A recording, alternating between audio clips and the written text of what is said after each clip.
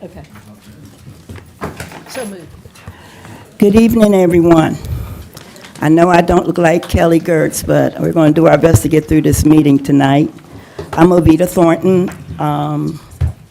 I am the Mayor Pro Tem, and we're going to follow our agenda first. And with that, if we could get a roll call, Ms. Sarah, I would appreciate it. Yes, ma'am. Davenport. Here. Taylor. Here. Wright. Present. Fisher. Here. Huel. Here.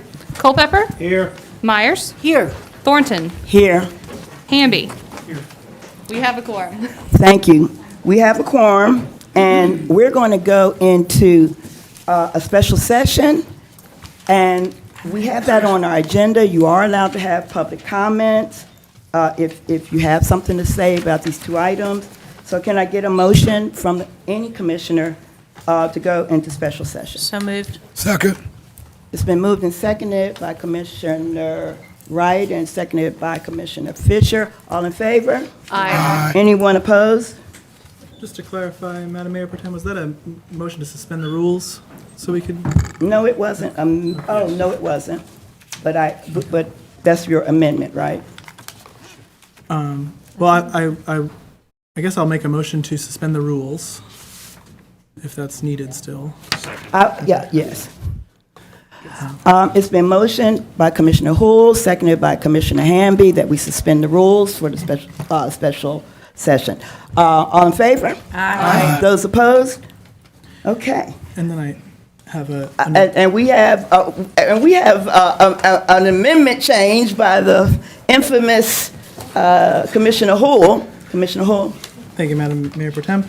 I would like to move to amend our agenda to, prior to public input, add the swearing in of Commissioner-elect Melissa Link by Probate Judge Susan Schaffer. Second.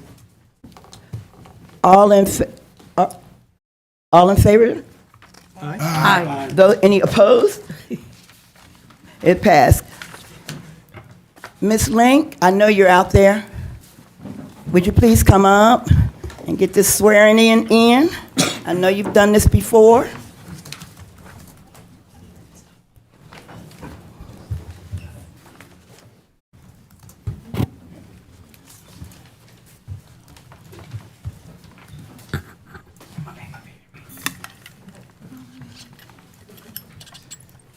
That's yours. I just don't have one of these. You don't have two of the special session. I, Melissa Link, do swear or affirm that I will well and truly discharge the duties of Commissioner for Athens-Clarke County in all matters which require my official action to the best of my knowledge and skill, and I will so act as in my judgment will be most conducive to the welfare and best interests of the entire county. I have been a resident thereof for the time required by the Constitution and laws of this state. I do further solemnly swear or affirm that I am not the holder of any unaccounted for public money due this state, or any political subdivision or authority thereof, that I am not the holder of any office of trust under the government of the United States, any other state, or any foreign state, which I am prohibited from holding by the laws of the state of Georgia, and that I am otherwise qualified to hold said office according to the Constitution of the United States and laws of Georgia, and that I will support the constitutions of the United States and of this state.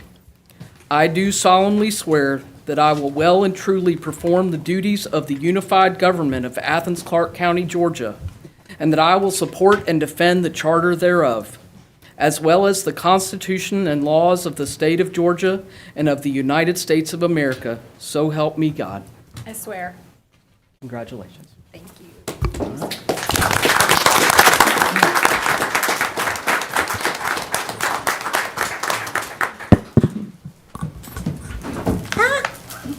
Now that we've had that swearing in, we want to welcome Commissioner Link to take her seat with her fellow commissioners. Again, congratulations. Let's give her another hand.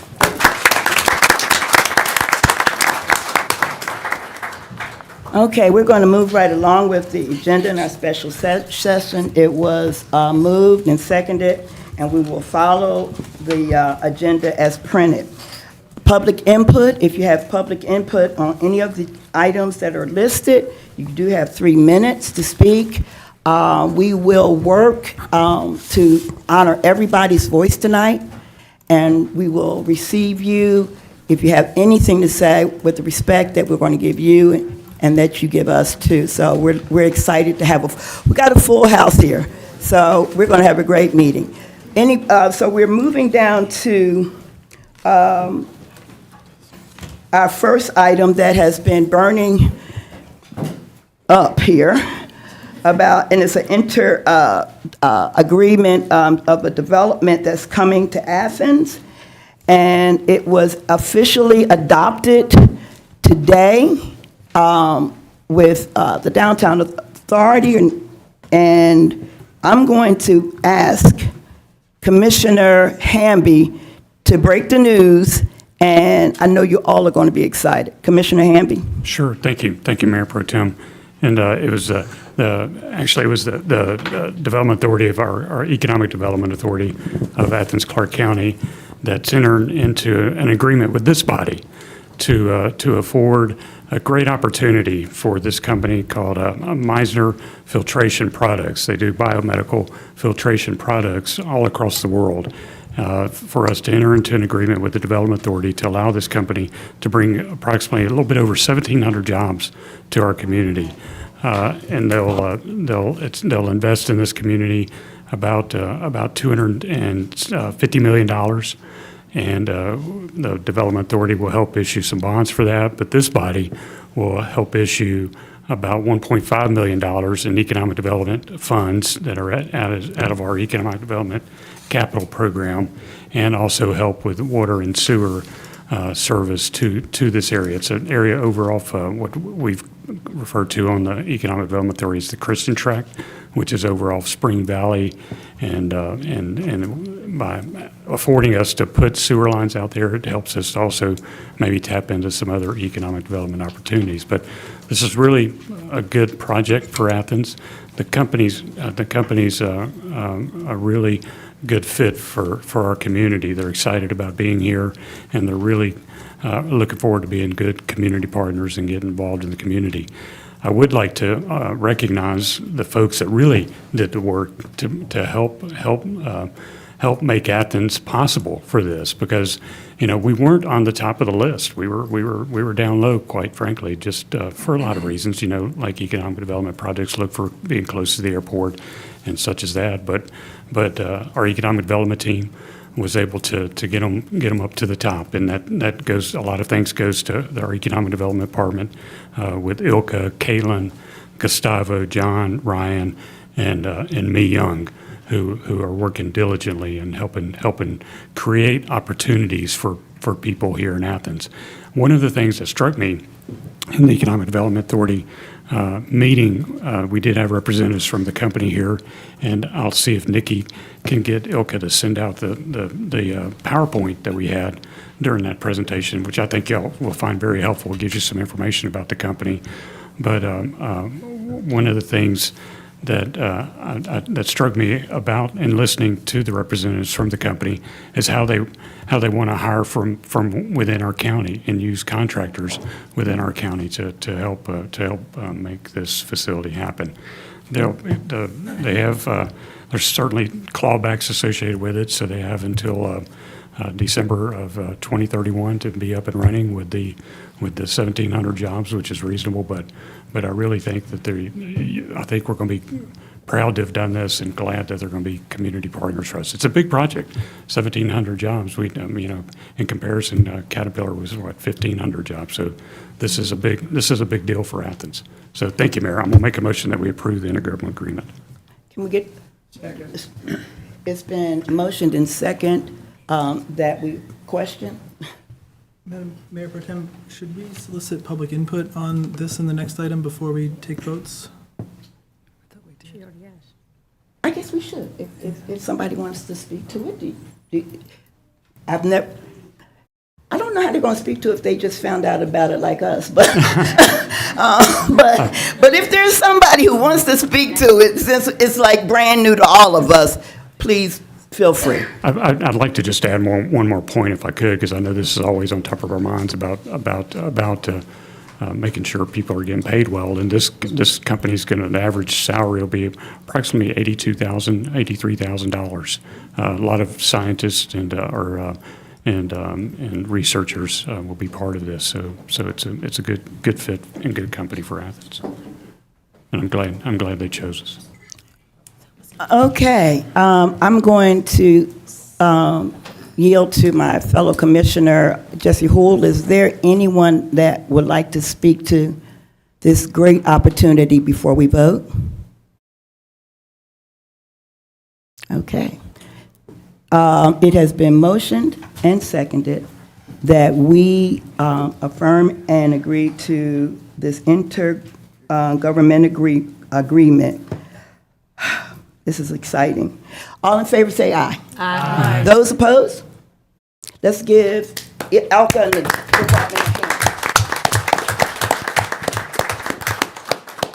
Finance. That is really good news because we have really been talking about wages and salaries, opportunities for jobs, and now we may be able to do some of those things that we've been talking about. Maybe we will also have the procurement package done by then that will also help address minorities and other underserved communities. So there's a lot of opportunity, and just because you just found out about this tonight, please feel free to stay involved and get involved.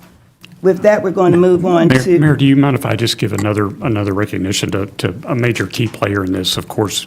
All key players must be recognized. Well, Go the for it. state and their economic development efforts, they're giving an $11 million EDGE grant to the authority that will be dispersed to the company as they are in the building process. So the state definitely played a key role in all this as well. And I do think that tomorrow, Governor Brian Kemp will make an official announcement. So everybody will know all over the country that we have a great opportunity here. Commissioner Ryan? Yes, I just wanted to add that we do have online, so everybody who's watching or that's here, if you go to ACC Gov and our agenda, the special called session agenda for this meeting right now does have details in that packet. So if you go, I'm not sure when that comes down, but if you go ahead and get that now, you'll have a lot of the details that we have been reading from for this decision.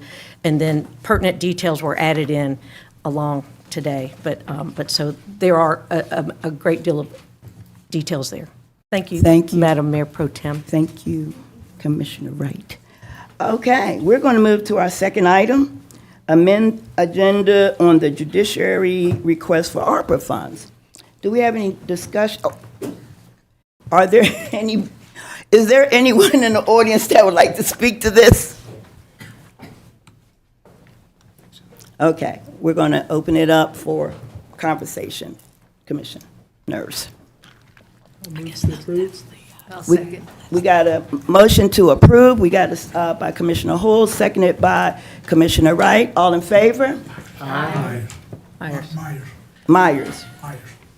Oh, y'all are starting to look alike. Commissioner Myers. Oh, I'm sorry. All in favor? Aye. It's been motioned and it's properly second that the amendments for the ARPA funds for the Judiciary would be approved. Now, we're going to make a motion to adjourn our special session. Is there a motion? So moved by Commissioner Fisher. Second. Seconded by Commissioner Myers. All in favor? Aye. Any opposed? You want to stay in the special session? No. Okay. Now we're going to move to our regular agenda session. I know people think this is going to be monotonous, but this is just the way it goes. Madam Clerk, would you call the roll for our regular session? Davenport. Here. Link. Here. Taylor. Here. Wright. Present. Fisher. Here. Huel. Here. Culpepper. Here. Myers. Here. Hamby. Here. We have a quorum. Thank you, Madam Clerk. We're going to go through items for our regular session, and we did change the swearing in of Commissioner Link. So we're going to move right along with approval of minutes for March the 7th, March the 21st, March the 14th, agenda session, that was March the 21st, and then there were minutes of the executive session, also March the 21st. Is there a motion to approve these minutes? So moved. Second. It's been motioned by Commissioner Myers and seconded by Commissioner Hull. All in favor? Aye. Those opposed? Okay, thank you. Madam Clerk, do we have any written communication? We do not. Mayor, Nat? would you like? Oh, that's the most important thing. We have adopted a civility clause, and we are trying to read that at each meeting, either by the mayor or one of the commissioners. Commissioner Myers volunteered after I called her that she would read the civility clause that will help us guide our input and our take-in information. Commissioner Myers, please. Here we go, the civility pledge. The way we govern ourselves is often as important as the positions we take. Our collective decisions will be better when differing views have had the opportunity to be fully vetted and considered. All people have the right to be treated with respect, courtesy, and openness. We value all input. We commit to conduct ourselves at all times with civility and courtesy to each other. Thank you. Thank you. Yeah, that was a very important reminder. Thank you, Commissioner Myers. Okay, we're going to move down through our consent agenda, and that is going to be 1 through 16. Anyone in the audience, if you want to speak to any of those, please step to the mic, give your name. You have 3 minutes.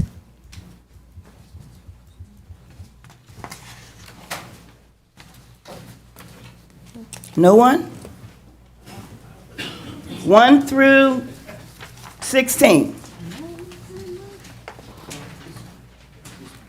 Thank you, Madam Mayor. Just to be specific, it has to be specifically on something dealing with the agenda. Am I correct? Yes. And if it is, please give, yes, but please give your name. Anything in specific? Tell me Or just what it is, and then we'll Youth try to. development, youth development. Yeah, be fine. Number 12, item 12. Item That's the 12. consent agenda. It is item 12. Item 12, yes. Is that okay? Yeah, be Okay. Thank you, Madam Mayor. My name is Willie Green. I'm the owner of Athens Sports Arena. I'd like to read a statement, if you will. Madam Mayor, my name is Willie Green. I'm the owner of Athens Sports Arena. The purpose of my attendance is to respectfully request to be put on the May agenda for a vote for a public-private partnership with Athens-Clarke County to build a community recreation facility on the Athens west side of town.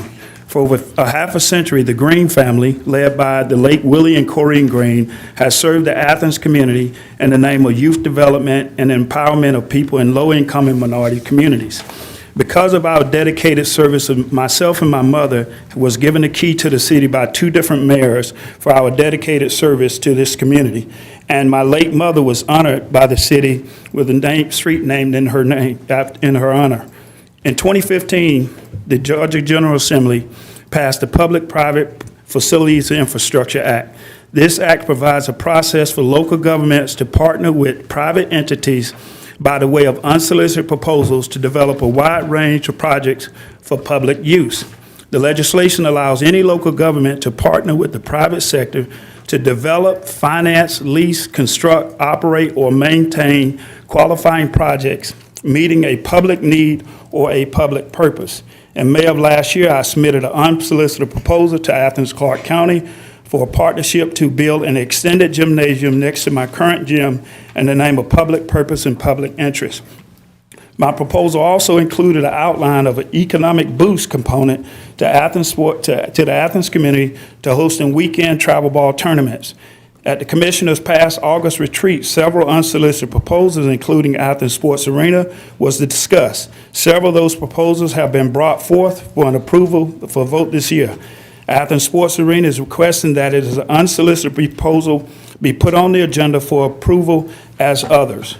Since my opening my doors, every day for my 2 gymnasiums have been filled between 150 and 300 young men and women playing basketball, volleyball in my gym. I'm having to turn kids away because of lack of courts. Madam Mayor, Commissioners, I'm not asking for special favors, nor am I asking for something that is not needed. But what I am asking for is the same opportunities given to others that are addressing specific needs of this community. It is without question, with the increase in youth gang violence and the lack of leisure services rec center, there needs to be a community center on the west side of town. And my company welcomes the opportunity to continue my family's long history of serving this community in a year-round sports-related activities for our youth and adults. Thank you for the opportunity to speak this evening, and I look forward to presenting my proposal in May at the Commissioners' meeting and the public at large. Thank you. Thank you, Mr. Green.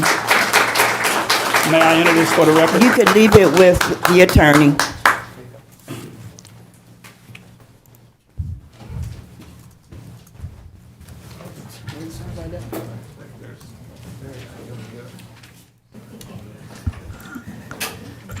Hello, Mayor Pro Tem and the commission. I'm here to say thank you. I need you to state your name. Oh, I'm sorry. I'm Dr. T. Tawana Smith Maddox, representing Pittard Road, but I live at 295 Fairway Drive. And I'm here to say thank you for continuing to provide opportunities for our young people. One for Athens Land Trust, Tony Giles, he could not make it, he's in the field today, but he wanted to send his thanks. But I personally want to thank you all for extending the staff, for extending the opportunity to the rural area. I will continue to come up and ask you all not to leave the rural area behind, you know, when it comes to youth services. Growing up on Pittard Road, it came with a lot of perks, including creativity, riding in, floating around in big tractor tires, not knowing how dangerous that was, and climbing trees, not knowing that snakes were up there, you know. But at the same time, you know, I would have loved for us to have more opportunities to see a community center, to be in a community center, which is why I often ask that you not forget the students who are in the rural side. On Pittard Road and in the area that Mr. Green just talked about near Cleveland Road. We must make sure if we're talking about youth prevention, it means that we need to look out for these young people in their earlier lives. I also want to give especially thank the staff, because, you know, I came last year and I wasn't very happy about the support to small businesses in terms of support. And you have to bring the community along. You have to bring small businesses along. So I want to thank Alessandra and Cora, Paige especially, because every call, they were so gracious to take the time to help me understand what I didn't understand. And that's what it takes for all of us in this community to grow together. I also want to thank Kent, Captain William Hood, and also Cameron, because they did a great job at facilitating this process, and that is what equity truly looks like. Thank you. Thank you, Dr. Maddox. Are there any comments from item 1 to 16? Okay. It's up to us, guys, or y'all. Yes, sir. Madam Mayor Pro Tem, I'd like to move to amend our agenda to add an opportunity for general public input after the close of old business and before the Mayor Pro Tem's report, using our usual rules of procedure regarding speakers and timing. Did everyone hear that? Could you speak up? I would like to move to amend our agenda for general public input at the close of old business and before the Mayor Pro Tem's report, using our usual rules of procedure regarding speakers and timing. I think it was mistakenly left off the agenda, but standard section. It's been motioned by Commissioner Hull, seconded by Ms. Commissioner Link. All in favor? Aye. Any opposed? Motion passed. And what Commissioner Hull was speaking to, it was an oversight, it just wasn't typed on there, so he's putting it back because this is a normal process. Moving right along, now we're up to where any commissioner, would you like to pull a item off of consent? Yes, Commissioner Link? Yeah, I'd like to pull item 5 just for a quick comment.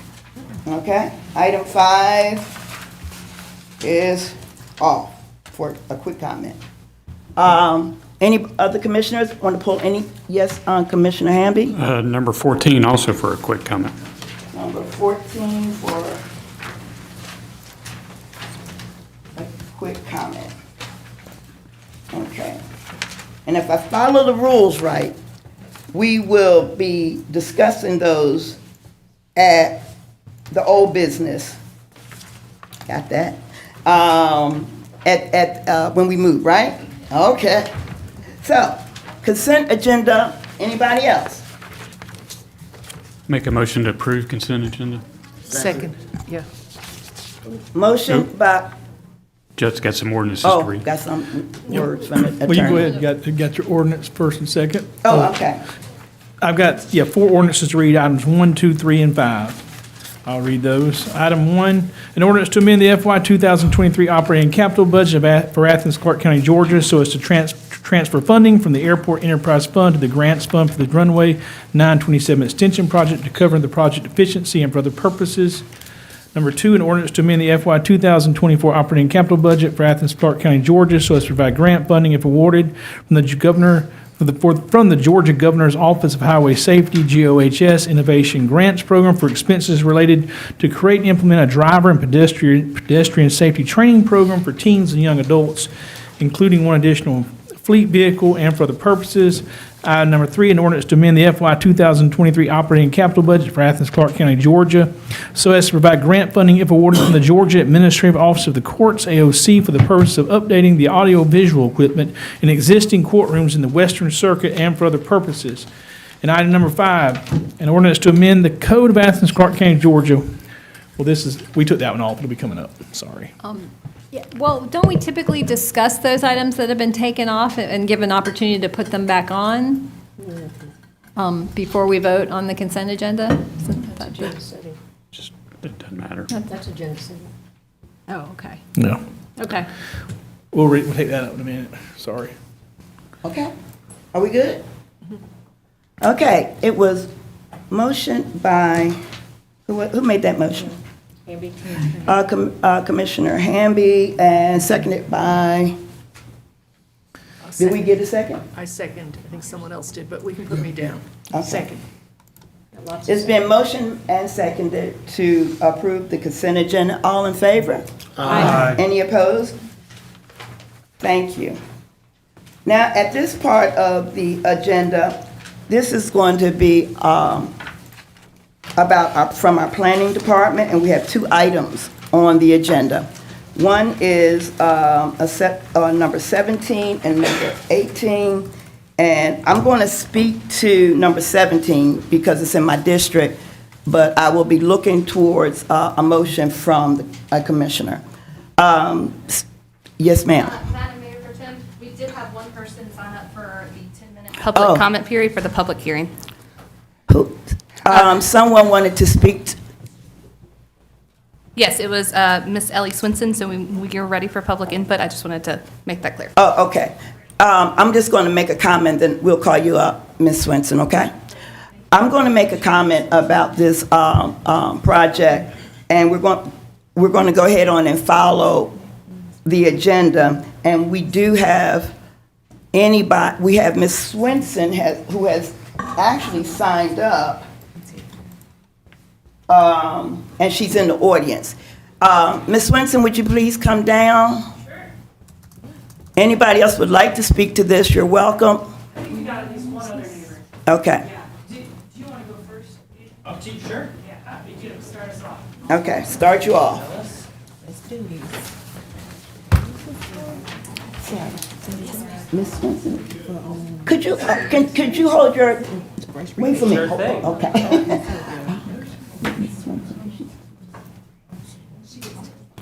But it'll be split. Okay, okay. I didn't want to cheat you out your time, so we're going to split your time up between, with Ms. Swenson. Is that okay? That sounds great. Okay, tell us your name. So my name is Aiden Hischlin. Do you want me to spell that for Yes. you? Yeah. Hysjulien.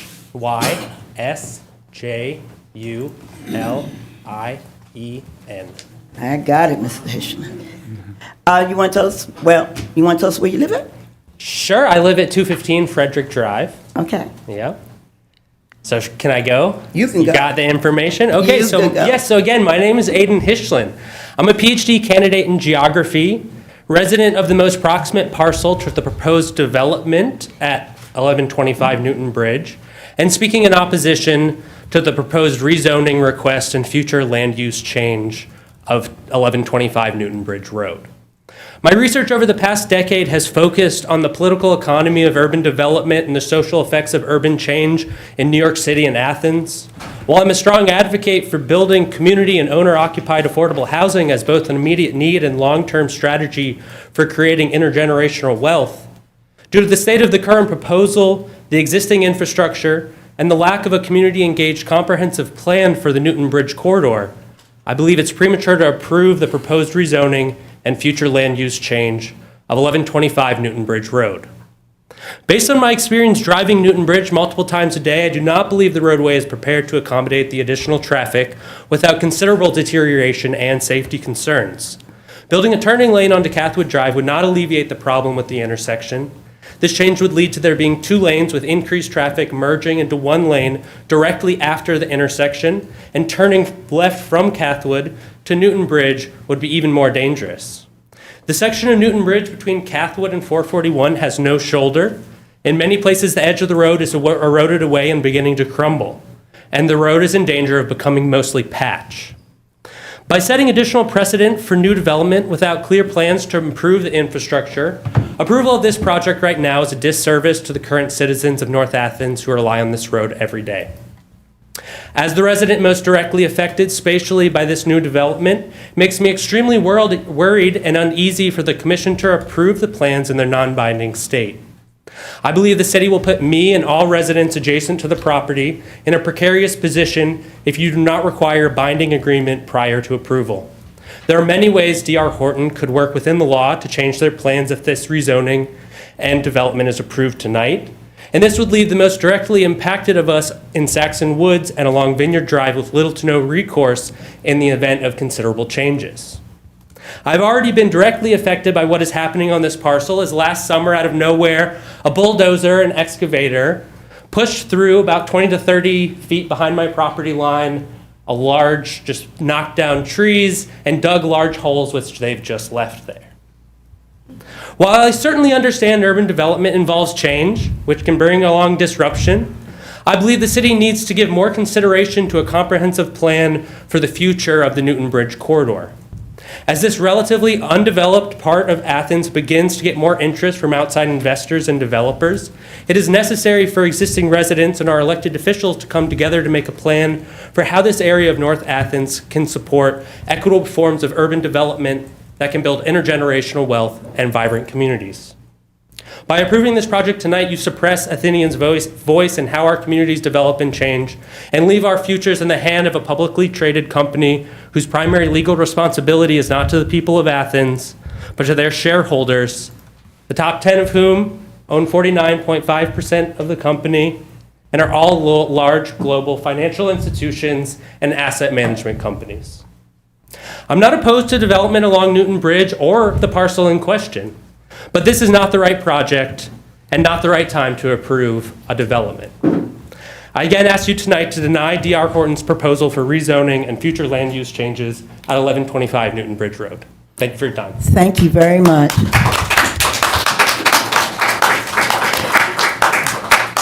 Are y'all gonna get mad at me if I ask you to hold your applause?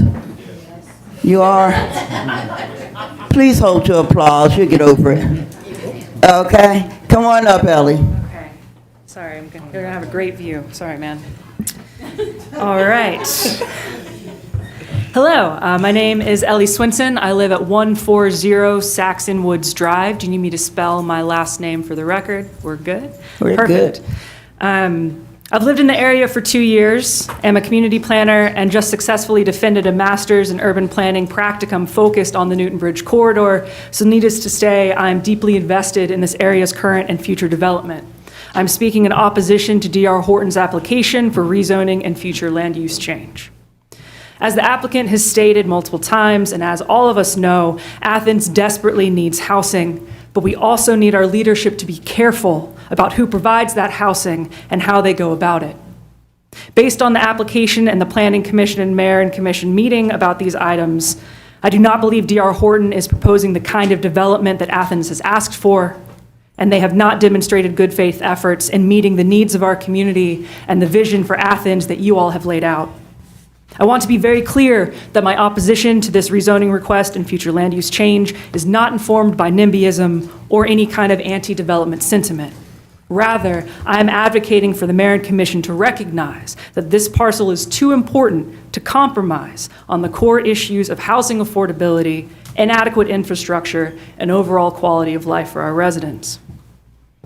This application from D.R. Horton does not include the kind of housing that you all have asked for or the Planning Commission has asked for. The proposal mentions affordable and quality housing without any detail on how those are defined. They've specified that the housing units will be priced between $300,000 and $350,000, which is a drastic leap from the current average home value in the area of $176,000. And is out of reach for the area's median income that is just over $35,000 a year, which is 28% lower than the county average. This development would therefore impact property taxes as well as pose an imminent displacement risk for the communities specifically along Vincent and Cathwood, which are mostly rental units and also over 85% residents of color. As I mentioned in my Planning Commission comments, D.R. Horton has a Better Business Bureau rating of only 1.1 out of 5 stars, adding to my belief that D.R. Horton is not the right company to trust with this parcel. I also believe that their failure to address and implement comments from the Planning Commission about affordability and density, as well as their resistance to any kind of planned development approach, demonstrates an unwillingness to be accountable to and engaged with the Athens-Clarke County community, as well as its needs and visions for the future. In a neighborhood meeting last night, Ms. Hogan, Tiffany Hogan is a representative for D.R. Horton, focused on the various gifts to the community that D.R. Horton is willing to provide for the area, including the proposed sewer pump station that's on tonight's agenda. I asked Ms. Hogan to speak about D.R. Horton's interest in using TAD funds to pay for this lift station. Her response deeply concerned me. She stated that TAD funds are designed as taxpayer benefits, which, as we know, is categorically untrue. TADs are a development incentive designed to minimize developer costs and encourage investment in underdeveloped areas. When I addressed this discrepancy, Ms. Hogan explained that D.R. Horton is not pursuing TAD funds specifically because of the requirement to include a certain amount of affordable housing in the development. This answer demonstrated again that D.R. Horton is not interested in accountability, is not prioritizing the Athens community, and is not listening to the priorities expressed both in the Planning Commission and here in this chamber. In addition to this evasion of community benefit, there is still no clarification on the extended capacity that this proposed sewer system would provide, offering no information on if it would benefit any residents outside of the development. D.R. Horton also includes changes to Cathwood and Vincent intersections as gifts for the area. As Aidan just talked about, those transportation improvements do not effectively solve the road safety issues that the development will inevitably worsen. This area is already struggling to receive much-needed infrastructure improvements to meet current needs, and outsourcing these projects to a private development company whose first priority is profit and not the people who live here is a significant threat to the future of this community. In addition to issues of affordability and transportation, my neighbors have strong concerns about how this development will complicate existing struggles with school zoning. As it stands, Saxon Woods children are assigned to an elementary school that does not exist, and are therefore split into leftover spots at 3 different schools, none of which are the closest facilities to our neighborhood. This is yet another issue that directly impacts residents and needs to be addressed before such a large-scale development is approved. It is a demonstration that there's more planning that needs to occur and significant questions that need to be addressed in this district before such a rezoning application is approved. It is also important to note, as the applicant states, this parcel has been vacant for over 20 years. As such, it has developed an undisturbed ecosystem of its own that is in very close proximity to the North Oconee River. The lack of attention given in this proposal to the environmental impacts is concerning. There's no information given on the expected impact, no ecological knowledge of the area demonstrated, and no detail given on how impacts would be mitigated or measured. In closing, rezoning requests like this have the power to set precedents for the future of entire communities. And it is clear at this time that this rezoning request would set a precedent for the corridor that it is just simply not ready to handle. As proposed, the application decreases land use diversity and increases car dependency, two results that the Athens Comprehensive Plan Winston? tries to avoid. Sorry. So my request to you all is to please take your time, ask questions, and deny or at least table this rezoning request. Thank you. Thank you, Ms. Swenson. Okay.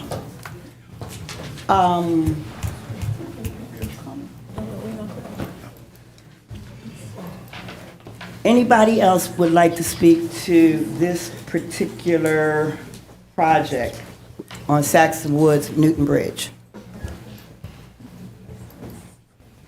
Everybody good with that? I'm not sure. Oh, I'm sorry. I didn't see you. Please forgive me.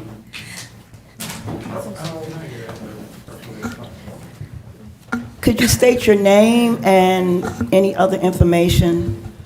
Yes, thank you, Mayor Pro Tem. Tiffany Hogan on behalf of D.R. Horton, 1371 Dogwood Drive, Conyers, Georgia. As the commissioners have heard in our previous meeting, we did, this proposal is for a residential development of single-family detached homes at 1125 Newton Bridge Road. So with that, we have engaged the community, including a voluntary community meeting in November of 2022 that was sent to the same addresses that are used by the county for mailings regarding your rezonings. Additionally, because we became aware of additional community concern, we did participate in a community meeting last evening. So there are some things that I could debate whether were accurate reinstatements of what was said at yesterday's meeting, but instead I will use my limited time here with you this evening to state that we are continuing to work with your staff as demonstrated even with emails earlier today between us and planning and the transportation department, as well as communications with the school board once we became aware of the concern by the residents about the school system. So it would be our request that we have an opportunity to continue to work with your staff as well as the residents to gather some additional information, and we would request tabling this evening in order to do so for at least 30 days. Thank you so much, commissioners. And I have my comment card. This gentleman right here. Okay. Anybody else for Newton Bridge or Saxon Woods project? Okay, well, I'm going to kick off the, yes, sir. Yes, sir. Well, the first, I'll just read the future land use map ordinance. That's the first item that has to be voted on. An ordinance to amend the Code of Athens-Clarke County, Georgia, with respect to amending the official future land use map of Athens-Clarke County by changing the designation of 137.73 acres of land located at 1125 Newton Bridge Road from employment center to traditional neighborhood and for other purposes. Thank you, Attorney. Mr. I guess I'll go ahead and read the second that way. An ordinance to amend the Code of Athens-Clarke County, Georgia, with respect to rezoning one parcel of land comprising approximately 137.72 acres located at 1125 Newton Bridge Road from EI Employment Industrial with conditions to RS-25 Single-Family Residential -25 and for other purposes. I'm going to make sure I'm heading in the right direction. Mr. Griffiths, do you have anything to say before I say what I'm going to say? Nope, you're heading in the right direction. Okay. I did have a meeting last night with the residents and Ms. Hogan at New Covenant Church. And there were some things that even I did not know about. I think that the residents are not concerned or were not aware of all the concerns that several of the speakers spoke to. But we did walk away, I thought, to look into the school zoning. We did walk away understanding there's going to be some additional work or communications with TPW and also the environmental impact. That's the way I left the meeting. So I'm going to ask if one of my fellow commissioners would table this for 30 days. But before I ask that question, is there any questions that commissioners have? Commissioner Link? I just have, some thoughts on this, and I thank the citizens for coming up, and we're really lucky to have such highly educated and knowledgeable folks in this community and who are particularly interested in this project. I represented this area for 8 years, and when we laid out our TADs a few years ago, I was adamant that we include this lot in it. We initially were going to leave it out because I saw the potential in this lot, particularly its proximity to the river, as a destination recreational center. There's no commercial out there that's serving all the many, many residents in the area. There's real potential for some highly beneficial mixed income and mixed use development out there, and this is not it. This is a straight up rezone to RS-25 without even a site plan. That's exactly the kind of homogeneous, lowish density sprawl development that kind of got us into the mess we're in today. So I would propose that we go ahead and deny this. And if the developer wishes to go through an extended process of working with the community, engaging with our TADs, perhaps a true planning process. There's so much potential in this huge and valuable tract of land that could bring true benefits to that entire community. It's adjacent to a park. There's some benefits. There's connectivity potential there. There's connectivity potential to the surrounding neighborhoods. We do have an affordable housing need, and the price point that's being associated with this development doesn't meet it. It's just a straight-up rezone for this kind of large tract in this area with that kind of street frontage and so much potential is not what TADs are for. And I don't see 30 days being adequate time to get anywhere near what the true potential of this tract is. So I'm going to propose that we deny and ask the developer to undergo an extensive public engagement and engagement with staff and representatives about TAD benefits. I'll second. We got a motion and a second and from Commissioner Hull.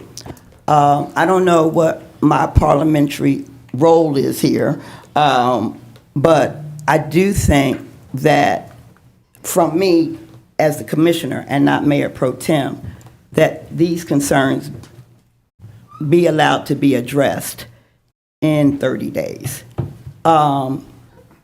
Given the fact 30 days and it's still not worthy or concerned about, it dies, or they come with a new plan. Yes, sir.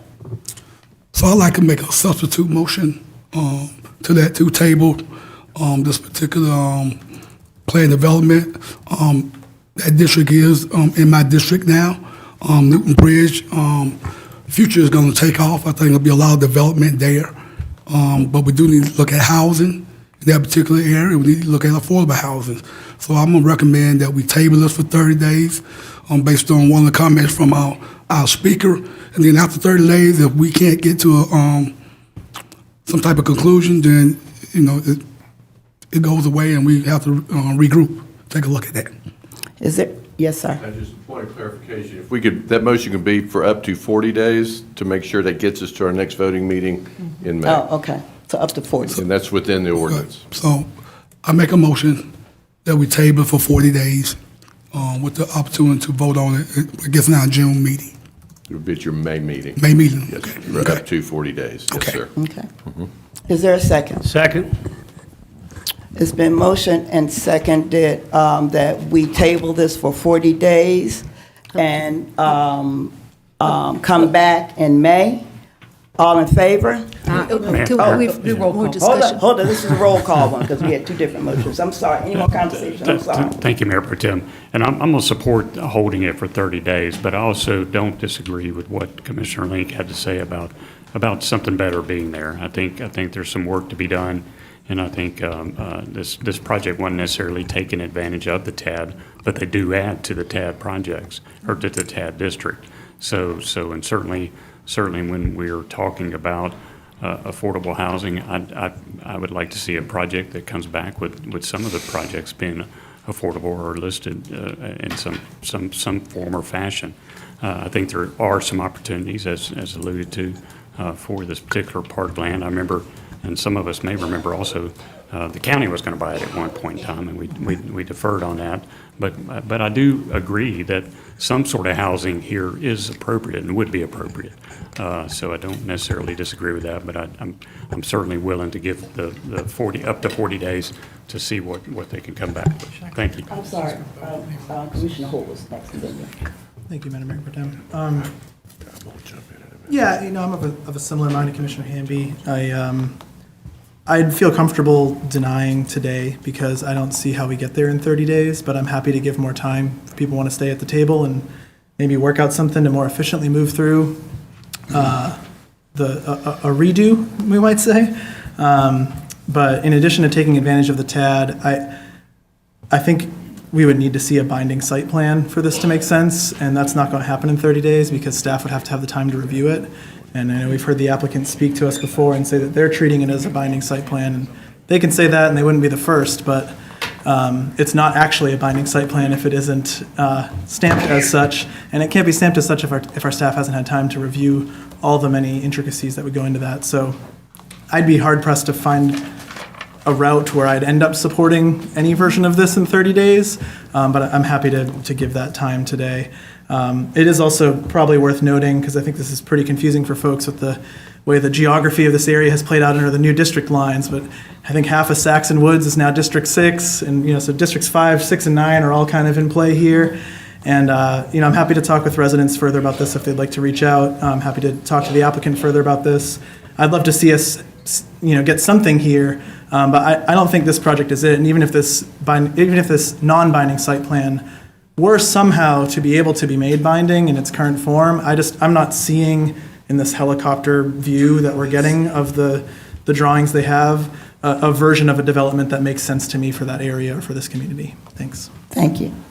Commissioner Myers.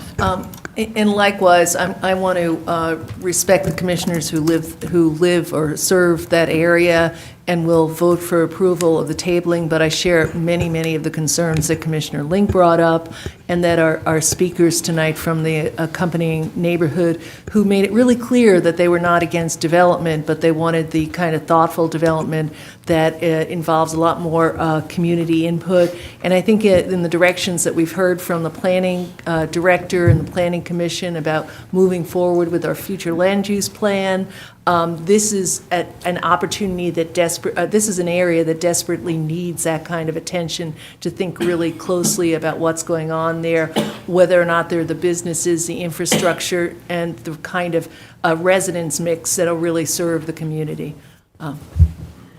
Okay, any comments from this side of the room? Yes, Brad? Just 2 points for clarification. One, we're going to vote on this as one vote, and that one vote would be to table for up to 40 days, both the future land use and the zoning request. Yes, sir. Second point, just so you all understand, because this has already left the Planning Commission with a recommendation, any changes that occur between now and your voting meeting in May are going to have to come back to this body sponsored by a commissioner as a CDO. That's the only way to incorporate it into the record. So as they work with staff, they're also going to need to be thinking to work with a commissioner who's willing to sponsor a CDO if any changes are proposed. Thank you, Brad. Thank you. Another hand, yes, Commissioner. One more question. We keep referencing the pump station, which is a separate agenda item, and I know we held that last month, and it's not on tonight's agenda. My understanding, is that it was planned to be on next month's agenda. So is that going to remain on next month's agenda in conjunction with this item or subsequent to this item? Because Now, I can- my understanding of this proposed development is that that site plan, non-binding as it is only even possible if there's a pump station there. So I imagine we'd have to have those on the same agenda. Assistant Manager Jones? We can get back to you on that answer. I suspect it's tied to that site plan, but we can get back to you on that answer. Okay. Brad, did you have something else? We're good. Well, we're going to do a roll call. Oh, wait a minute, Commissioner Davenport? What's on the floor is a motion, because after all these conversations, you kind of get lost. So what's the motion on the floor? The motion on the floor is to hold for 40 days both items that are on the agenda. All right, thank you. All right, roll call. Davenport, No. Link. It starts with him. Oh, who made the motion? Oh, I'm sorry. I'm sorry. Starts with Commissioner Fisher. Yes, yes. Fisher. Yes. Huel. Yes. Culpepper. Yes. Myers. Yes. Hamby. Yes. Davenport. Yes. Link. Yes. Taylor. Yes. Wright. Yes. We have 9 yeses, 0 nos. Passes, and we will, and as the commissioner in that area, I will get with Commissioner Fisher and Houle to see if we can have something in 40 days. Is that okay? And I would just encourage commissioners to coordinate with planning staff to make sure that the conditions that you might seek to put on there are proper from a legal perspective. Okay, we're good? Thank you. All right, we're moving along to our next item, which is the number 18, which is the request for a rezoning, and it has, as the request is with the Land Trust and Ms. Lacey Johnson, trustee. Are there first any comments from anyone on this project? And if you are, would you stand up or line up, and we'll call on you.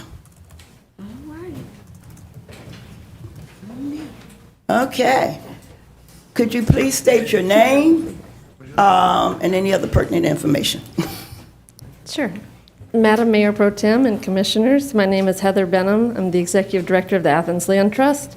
I live at 209 Pine Valley Drive in Athens, Georgia, and I'm here to speak in favor of the rezone for 195 Bray Street.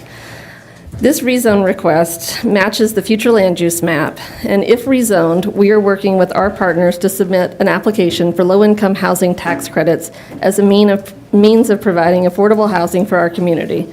And when I say affordable housing, I actually mean defined affordable housing with land use restrictions that will last 45 years. If approved, if you approve this rezone, we will be submitting an application for 46 units of rental housing that will rent to families making 50, 60, and 70% of the area median income. Our application is due next month in May, and we would find out in November if we are awarded the funding. Once we know we are successful, we will begin design work with the adjoining properties, both of which we believe would be a possible solution for the access point. And both seem willing to have that conversation. We would appreciate your support and look forward to continuing to work toward affordable housing solutions for our community. I'm here if you have any questions. Thank you. Yeah. Could you state your name, young lady? I am Lacey Johnson. I was born in Athens, and I have lived in Athens for the past 50 years. I am here representing my late husband, John R. Johnson, who was a veteran of the United States Air Force, and he came to Athens thinking that he could do something for the community. And there are several projects that he started that I won't get into, but I would like to speak about this. When I was contacted about this section, this 3.5 acres on Bray Street that he bought some time ago, I thought when I was contacted about it, this is a perfect place an ideal place for affordable housing for low-income people. You know, right now, everybody needs a place. We have a lot of homeless people, and maybe it is that some section of it would be propel them to a place where they could live and be appreciated and to feel that they are part of Athens-Clarke County, Georgia. What makes me think this would be an ideal place? It's close to the bus line. It's close to defects. It's there right next to this piece of property. It is closed now, but there is a daycare center.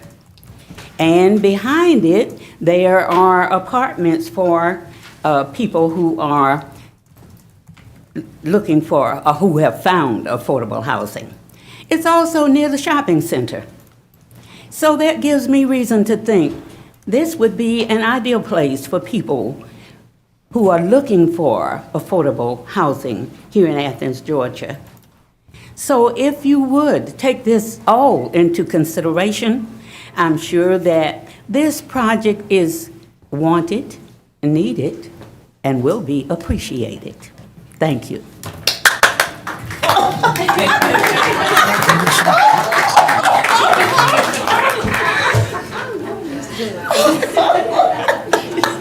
Boy, we get excited, don't we? And you should be.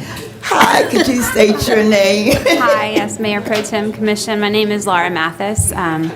I reside at 299 Cleveland Avenue. I'm the president of the Athens Land Trust, so I just wanted to expand a little bit on Heather's comments related to the proposed project. We have worked on a number of different potential low-income housing tax credit projects over the years as an organization. We have one that has been built, 4th Street Village. They're inevitably trying complicated projects because of the structure for how they're set up and the application process, which is quite elongated. So the one piece I just wanted to make clear was we would love to have more time to really vet the access issue, the design challenges that Brad and his staff have brought up, and we will surely do that over the course of developing the project further should the zoning be approved. But the way in which the low-income housing tax credit application process is administered by the Department of Community Affairs, you often have a very short period of time in which you can make sure that you have the property assembled, identified, and get the get the zoning in place prior to submitting the application. It's a prerequisite to receive the application that the zoning comply with what you're proposing. And then once the project is reviewed, if it's awarded the credits, there's a good period of time in which we can address the design and access issues. Unfortunately, if we don't have the zoning in place, we just can't take the project forward because DCA has that prerequisite piece. So anyway, I just wanted to make that point clear, and we hope that you guys agree that this is a good candidate for affordable housing in Athens. Thanks. Thank you. Okay, any other comments on this particular item? Judd, is there anything you need to read? An ordinance to amend the Code of Athens-Clarke County, Georgia with respect to rezoning a parcel of land comprising approximately 3.6 acres located at 195 Bray Street from RS-5 residential single family to RM-2 mixed density residential and for other purposes. Thank you. We're going to open this up for discussion. Commissioner Link, this is in your district. Yeah, thank you. Yeah, I've had some conversation with folks at the Land Trust about this, and Commissioner Taylor and I spoke a little bit about it. This is a no-brainer. It's on the future land use map for this kind of rezoning. And I see the huge benefits to this project. There's a dire need for multifamily affordable housing. We lost dozens and dozens of units in the last year or so as private corporations came in and bought out some of our multifamily housing and effectively kicked folks out or doubled or tripled their rent. So the need is immediate for that kind of housing. And, I know some folks would like to see this stay RS1 or RM1. for the potential of owner-occupied housing, this location is not exactly ideal for it. I'm not sure if the financing would be there for that kind of project. And the real immediate need is to get folks in this kind of affordable rental housing and get them housing stabilized so they can begin to squirrel away money to become homeowners. Because right now, a lot of folks can't even qualify because they can't save the money because their rent's been doubled or tripled. So we have a trusted and highly experienced housing partner in the Land Trust. They have great success with these projects, and I look forward to seeing this come to fruition and getting folks some affordable homes. And I'll make a motion that we approve it. Is there a second? Second. It's been motioned and second. It's been motioned by Commissioner Link, seconded by Commissioner Davenport. Is there any discussion? Jesse? If there's no debate, I don't feel I need to make any points. Okay. It's been motioned and seconded. All in favor, say aye. Aye. Those opposed? It's been motioned and seconded that the zoning request has been approved unanimously. Thank you again, Brad. Okay, we're moving right along. Now we're going to move into our old business, and we're going to be looking at items. Well, we added with the old business, we added 5 and 14. So we're going to move from old business 5 and 14, and we're going to go all the way to 25. And since there are still so many people here, I know somebody's waiting for something on this list. So we're going to go first. Oh, okay. It is the firefighters mediation. Public input. Public input, though. All of it. I thought I made that clear. I guess I didn't. Anybody got anything to say from 19 to 25? 4, 5, and 14. And 5 and 14. Okay. There we go.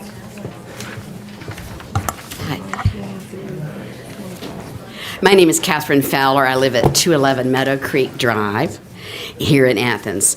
I've worked very closely with this government delightfully since 1982 as the executive director of the Athens Community Council on Aging for 26 years, and then for 5 years after that, the executive director of the Georgia Council on Aging. During that time, together, the council and the government did everything from develop an awful lot of incredible services that this community has that not all communities have, and building of the campus for the Council on Aging down at the Southern Railway Station area. I chose to retire here. I came back from Atlanta, so I feel very invested in what happens in this community. I am deeply concerned about funding for senior transportation being zeroed out of the Community Development Block Grant recommendation, which you have. It's item 22 on your agenda. The Citizens Visioning Committee gave it a #1 rating, and the staff gave it a 10. The service to special populations, including seniors, is a stated goal of the CDBG Consolidated Plan, and with its removal, seniors were removed from the allocation packet. The historical relationship between our local government and the Athens Community Council on Aging is relevant to this issue, but understanding it is easily lost with transitions in both organizations of staff and with elected officials. ACCA is a nonprofit. It was begun by local people in 1967 by some UGA faculty and by leaders in our synagogues, churches, and missions. This was years before federal and state funding was available or any mandates were available for aging services to exist. Interesting, the very first funding for services that ACCA ever received was an Athens Model Cities grant in 1970. The partnership really deepened, though, in 1975 when the Federal Older Americans Act was reauthorized, and it mandated not only state and regional administrative entities, but it also mandated county level services such as senior centers, Meals on Wheels, and transportation, which all counties now have. Where Georgia counties already had thriving, aging nonprofits, governments elected to support them rather than take on this new responsibility. This is what the Athens-Clarke County government did, or the two governments at that time, decided to do in recognizing ACCA would provide the mandated county-based services for Clarke County. Since 1975, this Ms. partnership... Fowler, I'm going to be asking you to wrap it up just about now. You're at your red mark. Oh, I am. Where do I see her? Oh, I'm so sorry. I'm so sorry. No, take your time. Okay. I mean, Can I have I'll take 30 Okay. seconds. Okay. Since that time, we have had a robust partnership. I would point you to Fulton County, DeKalb County, the Augusta area counties, the Middle Georgia counties to see what happens when that nonprofit disappears and the local government has to take it on. I would ask you to give careful thought to the fact that this service funding has disappeared from CDBG allocation, and that you include that in your discussion and in your future funding discussions for this next fiscal year. Thank you so much. Thank you, Ms. Fowler. Hello. Madam Mayor Pro Tem, respected commissioners, my name is Peter Norris. I reside at 460 Sunset Drive. I rise in support of Agenda Item 21, pedestrian improvements to Broad Street at West Hancock. Currently, there's no mechanism for people to cross Broad at Hancock, despite the proximity of a school and family housing. One must frogger across 4 lanes of high-speed traffic to reach the other side. This project will address that shortcoming and make this intersection safer for all users, pedestrians, cyclists, and automobile drivers. In the long run, hopefully it will become an impetus for making that section of Broad Street corridor safer. I also note that the preliminary design includes work to accommodate Brooklyn Creek, one of our major sub-watersheds in the county. You may recall that Brooklyn Creek originates in Normaltown in the vicinity of Piedmont ARMC, crosses under Broad Street at the plaza, passes through parts of Deering Street and Five Points neighborhoods before merging with the North Oconee. I would further advocate that the project include green streets concepts to capture and filter some of the stormwater runoff from the street before it enters Brooklyn Creek. I acknowledge that this is a long and complicated project.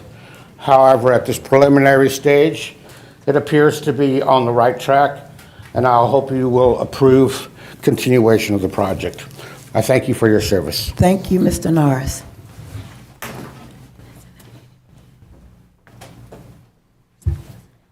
My name is Sydney Waters.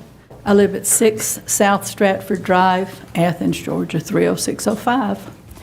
I first off want to thank the commission and mayor for having the mayor come to my place of business on February the 4th, recognizing 40 years of business of Mama Sid's Pizza. I also want to acknowledge a beautiful potted plant with beautiful flowers sitting on a table, and then I noticed Ovita Thornton hiding behind them. It truly made our day of celebration special. I am here to talk about the firefighters. You never know what firefighters do until you get a call at 5:45 in the morning saying, Mama said your store's on fire. And talk about a wake-up call. And I don't live but a half a mile from the store, so we were there half-dressed, but we got there quickly. And Captain Jeff Reno was there, who I met in '89 through Charbonne's dive shop. And he said, we think we got the fire, but, you know, where is your electric system and all this? They had, of course, had to bust in through my back door, which I thought was impenetrable. And then They already had fans blowing all the smoke out and everything so that I could get opened as fast as I could. But, nonetheless, we don't know what happened. Somebody started a fire in our recycling bin, which was melted to the ground, and the fire went up the back and lit the boards that hold the roof up. And so, no problem whatsoever. But to think about having, you're not aware until you have a fire how important that is to be properly manned and have the proper equipment. I am actually embarrassed that the firefighters have to come to this place to beg for recognition. And the fact that y'all are talking about building a new fire station somewhere on East Side, and is that going to be properly manned? Is that going to be properly equipped? My grandson has just finished his EMT training. He is now a certified EMT. He's doing the advanced course now. But he really wants to go into firefighting, and he has had so many to advise him, don't come to Clarke County, And I want him to work in Clarke County. I've lived here 46 years. And I just hope that y'all can see fit to do whatever the firefighters need. It is most important to the citizens of Clarke County. Thank you. Thank you. Mayor Pro Tem, you look good.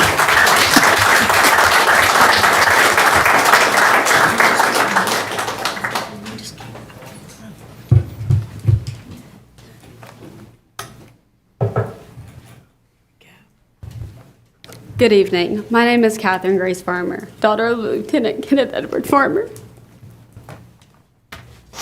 My dad, Eddie, was a firefighter with Athens-Clarke County for 25 years. He was a member of Professional Firefighters, Athens-Clarke County Local 2795 for 14 years.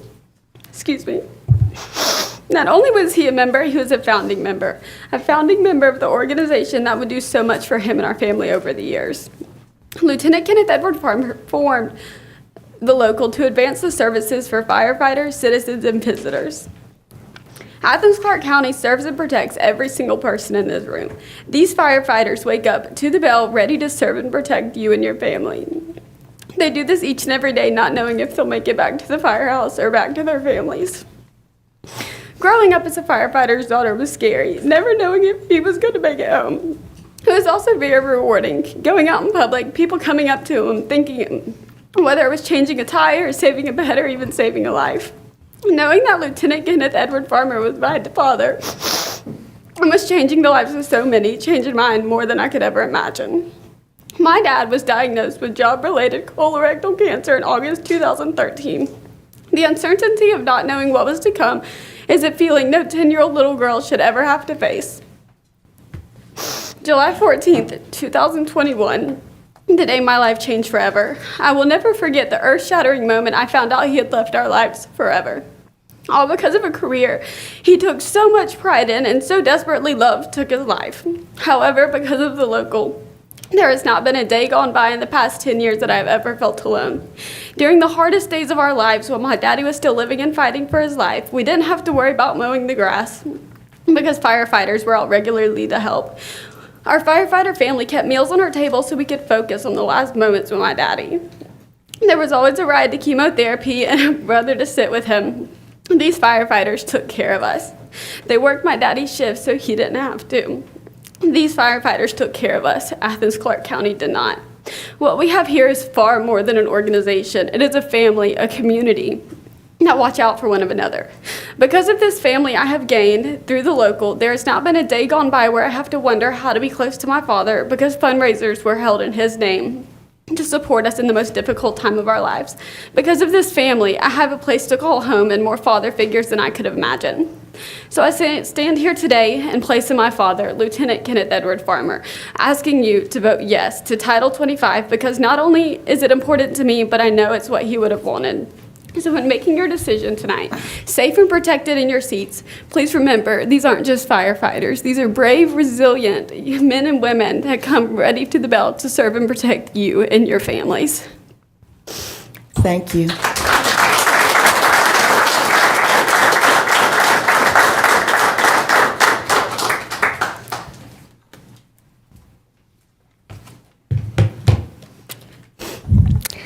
My name is Madison Farmer, and Lieutenant Kenneth Edward Farmer was also my daddy. He was a devout firefighter that put his heart and soul into this county's fire department until the day it literally killed him. He was diagnosed with a cancer that we found out to be caused by the career he loved so much. My dad continued to work for the department for many years while sick and battling cancer, and he moved to the training center when being on shift got to be too much. I'm honored to say that my daddy, Lieutenant Kenneth Edward Farmer, has been awarded the Line of Duty Death Medal of Dedication, Honor, and Sacrifice from the IAFF. Our family, along with other members of the local, will be traveling to Colorado Springs this fall for his dedication to the fallen firefighter memorial. Because my dad became an Athens-Clarke County firefighter before I was born, I grew up in the fire stations of Athens-Clarke County and have so many memories playing with my dad and the other firefighters. I remember playing ping pong in Station 6, riding the big slide and walking across the street and getting ice cream at Station 3, and bringing my dad lunch in almost every station in this county. The fire department was so much more than my dad's job to me. The firefighters are my family and have shown up whenever and wherever my family has needed them. 2 weeks after my daddy died, I was moving into a new apartment, and the next thing I knew, a bunch of firefighters showed up and had me moved in no time. It brings me peace of mind that even with my daddy gone, I know that I still have a whole fire family behind me, ready to have my back with anything I need. Losing my dad at 20 years old was hard, and I had to accept that he won't be there for a lot of things. I know he won't be there to walk me down the aisle. I know he won't be there to see me get my diploma. I know he'll never meet my children. But I also know that there's a whole crew of firefighters that are there to congratulate me and to support me since he can't. That's what the local means to me. I stand here today advocating for the very career that took my father from me, because to me, it's that important. These people are my family, and they put their lives on the line every time they go in for work to protect the people that they don't even know. So when you sit up there making a decision, remember you're not the one going into harm's way to save someone. These firefighters are on the front lines and will come save your life no matter what. Vote yes to show that you value your firefighters. Thank you. Thank you, Ms. Farmer.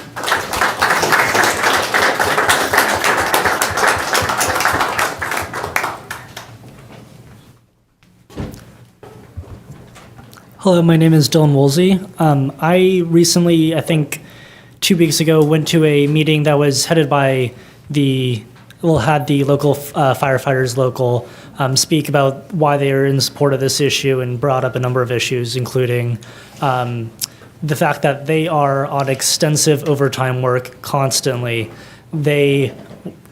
Just the description of how much they work and how double, triple shifts they have to do due to lack of staff was frankly overwhelming to me, and I would want them to have as much access to the resources they can, including ability to get better pay in order to have more staff to provide better service to the Athens community, including going to various trainings to have a better, more qualified, overall, more effective firefighters unit.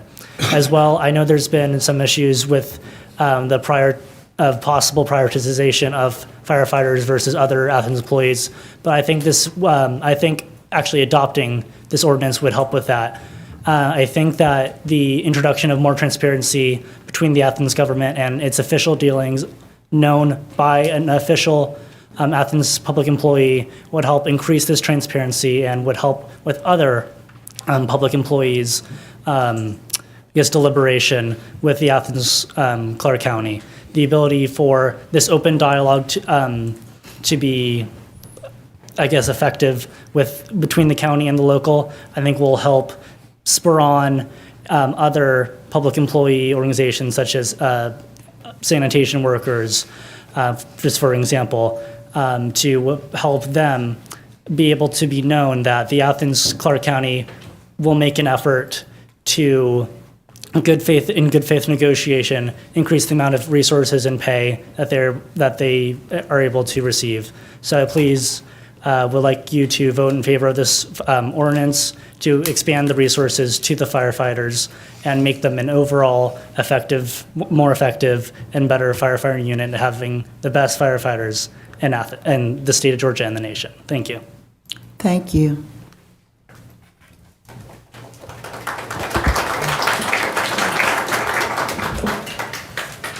Hi, my name is Julie Jager. I live at 437 South Rock Spring Street, and I'm also here to talk about item 19. I don't actually know anyone in this room who's speaking on behalf of the ACC Fire Department, but I really want to express my intense support for you all recognizing their union and doing what you can to support them. I also, like someone had mentioned, learned a lot about how understaffed these folks are. They already have dedicated their careers to keeping members of our community safe, and now they're having to do way more than they initially signed up for. And so I just want to thank everyone here who has dedicated their careers to working for the fire department here. I am very fortunate to not have ever been in an experience where I've needed anyone that's working there, but I couldn't imagine being in that experience, and just really, I feel like could sleep better at night knowing that these folks have everything that they need to do their jobs to the best of their ability. I also would like to say that I've heard some people talking about how it might seem unfair if firefighters here within Athens-Clarke County get their union recognized.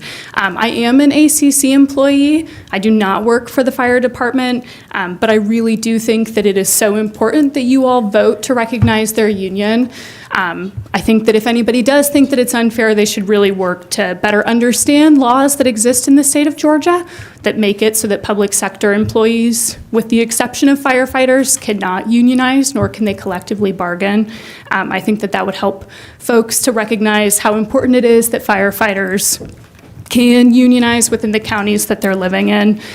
So I do just really want to encourage you all to vote to recognize their union. It would make me a much prouder community member and also a much prouder employee. Thank you. Thank you.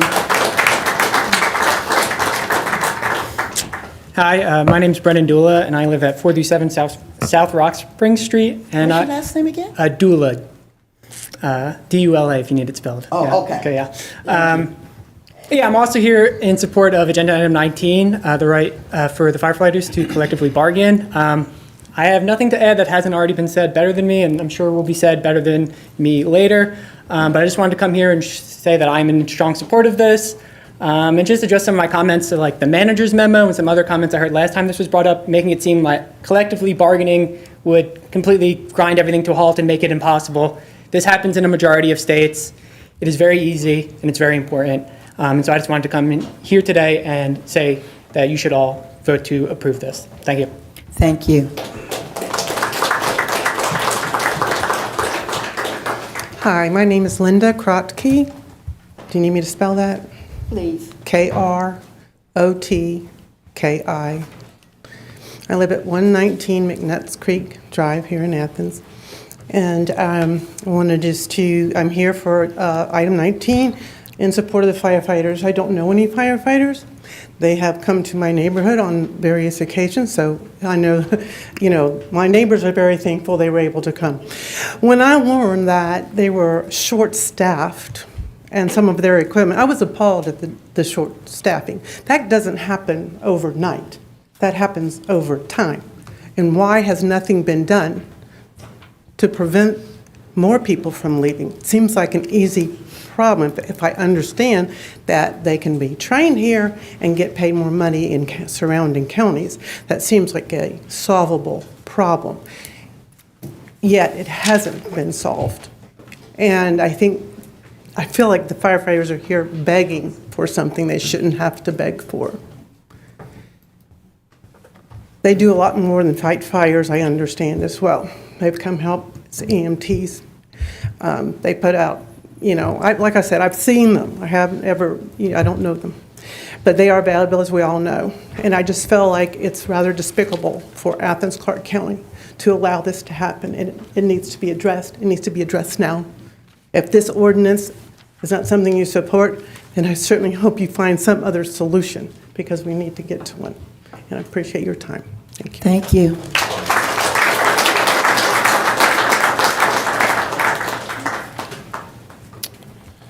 Good evening. Jeremy Williams, 1441 Grove Level Road.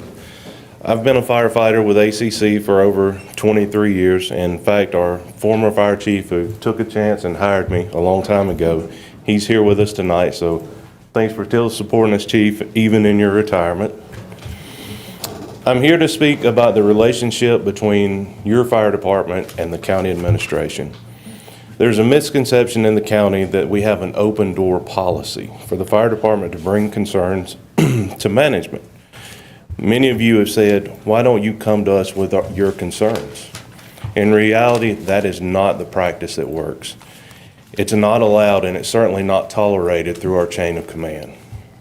On December 6th, I spoke about a gag order that was imposed on firefighters after we actively stopped the closure of a ladder company in East Athens back in 2012. We were silenced, we were prevented from advocating for any public safety. I was told by multiple administrators that the manager's office and the county government would have nothing to do with our association. None of our ideas would be listened to, no feedback, no resources, or our expertise in the field of public safety. Input and all discussions were ceased immediately.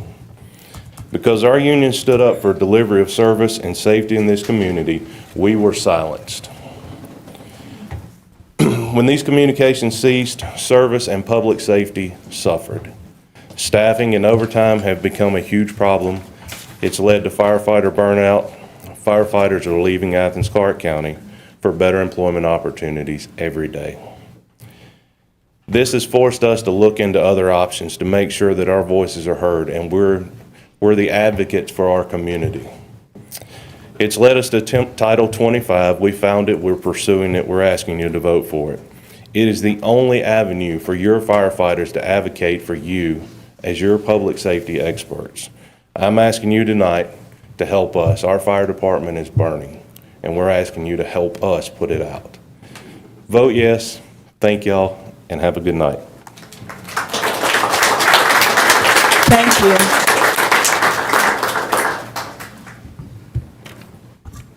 Hello, my name's Judy Gray, 235 Oakview Drive, Canton, Georgia.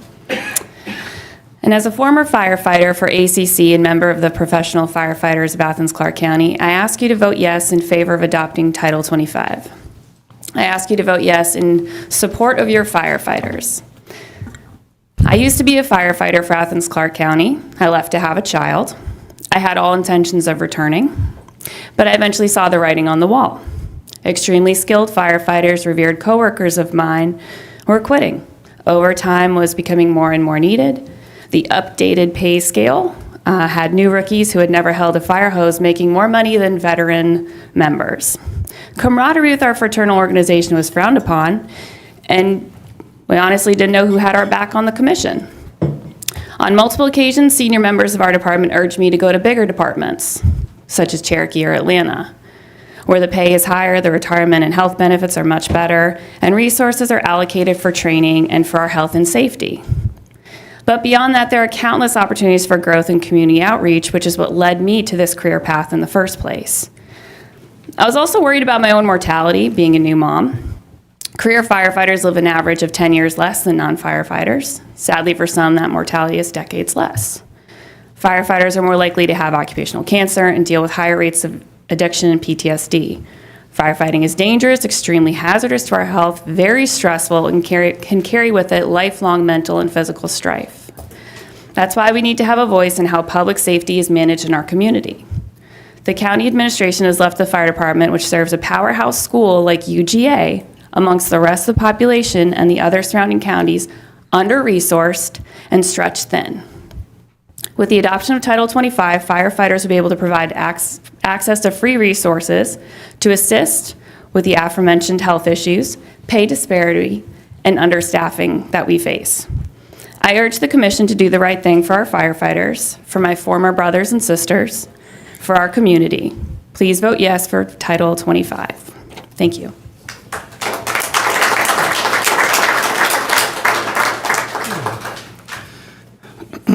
Thank you, Mayor Pro Tem and Commissioners. My name is Tony Fouch. I live at 506 Johnny Chandler Road, Colbert, Georgia. And it's a privilege to come and speak on behalf of the firefighters this evening. Let me put on my glasses. I kind of have a unique position here because I'm an employee of Athens-Clarke County. It'll soon be 16 years that I'll be employed here. And I'm speaking tonight independently as a person who makes their living here in Athens-Clarke County. I'm concerned about the course of the fire and emergency services in the months and years ahead. I'm the proud father of a member of the Athens-Clarke County Fire and Emergency Services. My daughter will soon be on shift for 4 years. She's certified in firefighter 1, firefighter 2, emergency medical technician, CPR instructor, tactical emergency casualty care. She's a strategic response team member, rope rescue, and confined space technician. So does it sound like I'm bragging? Maybe a little bit. But along with that comes a realization that there's many, many people in this room that are, very qualified, highly qualified, and she's really just getting started good. It gives me great peace of mind to know that she is working with the best, the most trained and qualified. However, I'm concerned that this talented workforce is going elsewhere because of the strains of the fire department.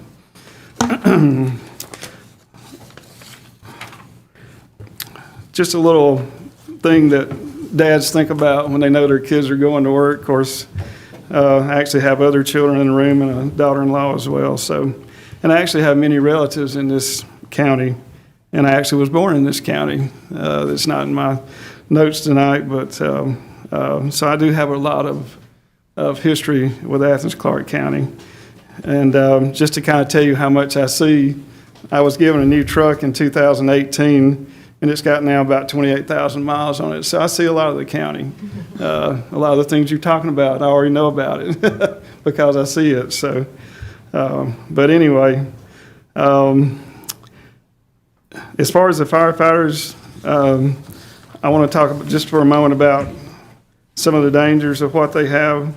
I work in many of the buildings here. I worked in this building before many, many times.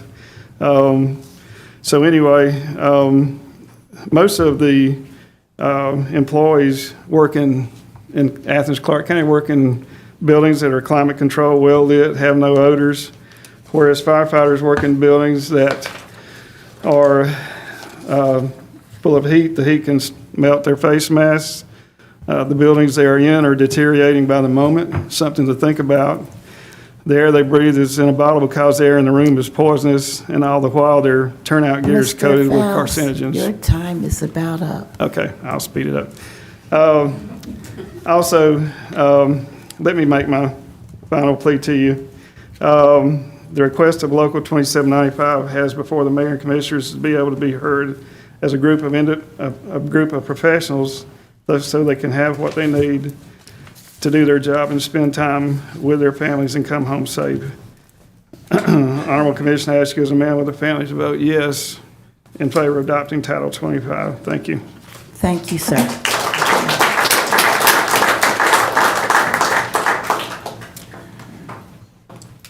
My name is Bill Coleman. I'm an Athens County resident in District 1, live at 190 Brookstone Drive.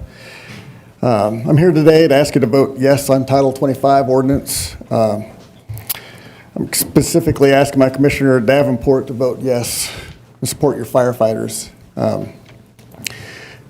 This is something that's pretty new to me to become aware of this problem, but I've learned a lot just standing in line here today, actually. I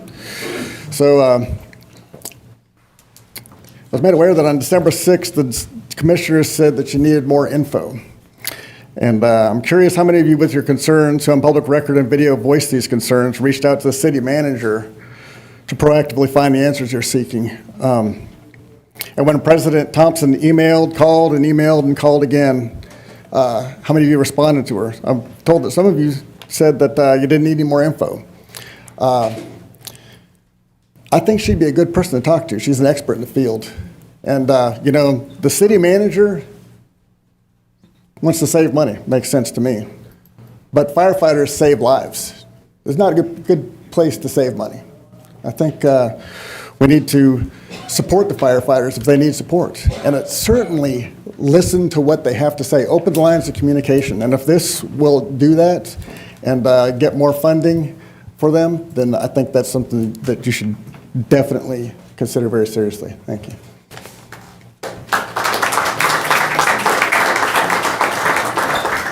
My name is Gordon Roden. I live at 340 Heather Cove, Athens 30606.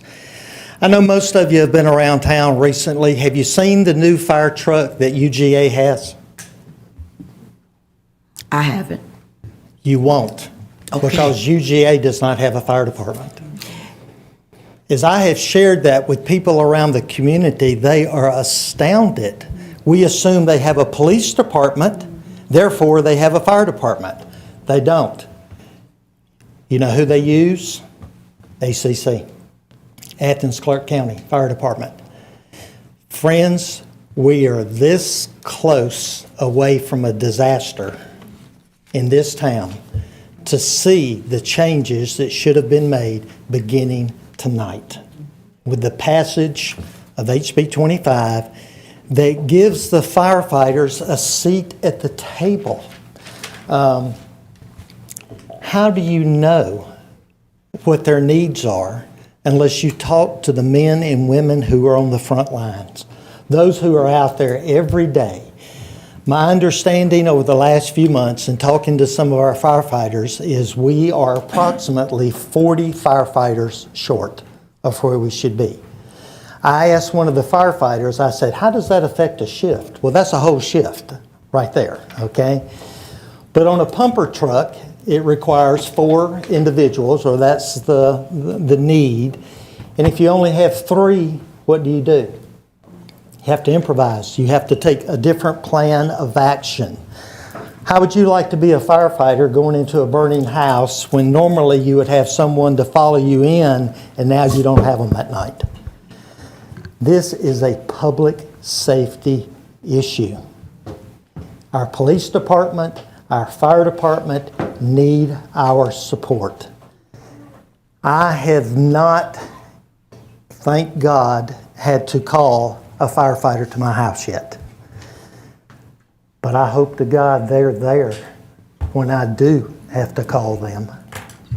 Thank you for your time. Thank you for your consideration.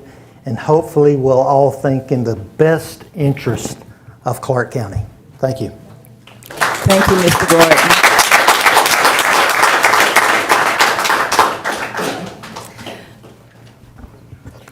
Mayor Pro Tem and Commissioners. Good evening. My name is Connie Thompson, and I am the proud mother of Emily Thompson, President of the Professional Firefighters of Athens-Clarke County, Local 2795. She has stood before you on several occasions asking for you to vote yes to adopt Title 25. This ordinance would give firefighters a seat at the table to advocate and advance their work environment. In turn, this would give you the ability to recruit and retain a high-quality firefighter workforce to protect your citizens. It will also help keep your county's ISO ratings low or high. That will, in turn, lower your insurance premiums. I understand there are concerns about allowing firefighters and not other city government employees to collectively bargain. The legislation recognizes collective bargaining for firefighters and not other public sector employees in Georgia. And the truth is, employee groups in Georgia are treated differently on many issues.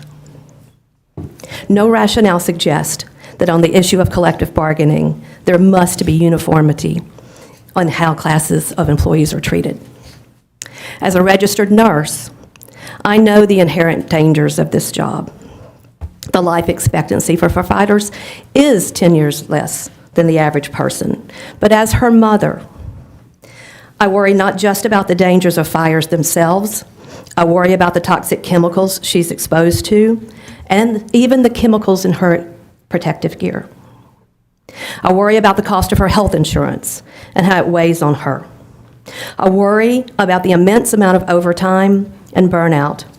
I worry about the burden she carries to ensure that every one of her fellow firefighters remains safe when the department is so short-staffed. I know firsthand how critical firefighters are to a community's infrastructure, and I am pleading with you to hear Emily and her colleagues out. Give them the ability to have a seat at the table to improve their working conditions. Vote yes tonight in support of Title 25 and these incredible people. They run into harm's way to save lives when everybody else is running out. Thank you for your time. Thank you, Ms. Hunt.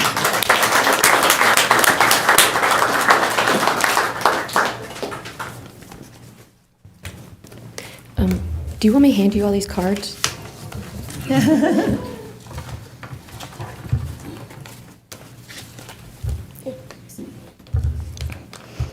All right, good evening. My name is Emily Thompson. I've proudly served Athens-Clarke County for 12 years as a firefighter, and today I stand before you as the president of the Professional Firefighters of Athens-Clarke County. As I did on December 6th and have done in my multiple conversations with some of you, I am asking you to vote yes for the Title 25 ordinance. Some of you have voiced concerns over the right to collective bargain. Some of you feel our concerns can be handled on a case-by-case basis, that you have an open door policy, and others expressed concern about firefighters getting special treatment, causing rift with other departments. I'm here before you to address these concerns. Collective bargaining is a process by which employers and employees sit down to discuss the terms and conditions of employment. These discussions lead to a collective bargaining agreement, an employment contract that outlines wages, hours, and working conditions. This agreement is the result of a collaborative process between employer and employee.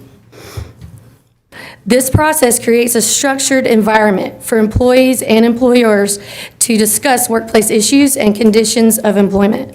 Collective bargaining ensures that if you all are not here tomorrow, we can advocate for ourselves on behalf of our community's public safety. Firefighting comes with occupational hazards. Many of the speakers before me have noted. We think this makes us special. But the fact of the matter is that firefighters are asking for Title 25 because it exists in Georgia state statute, and we are taking advantage of it.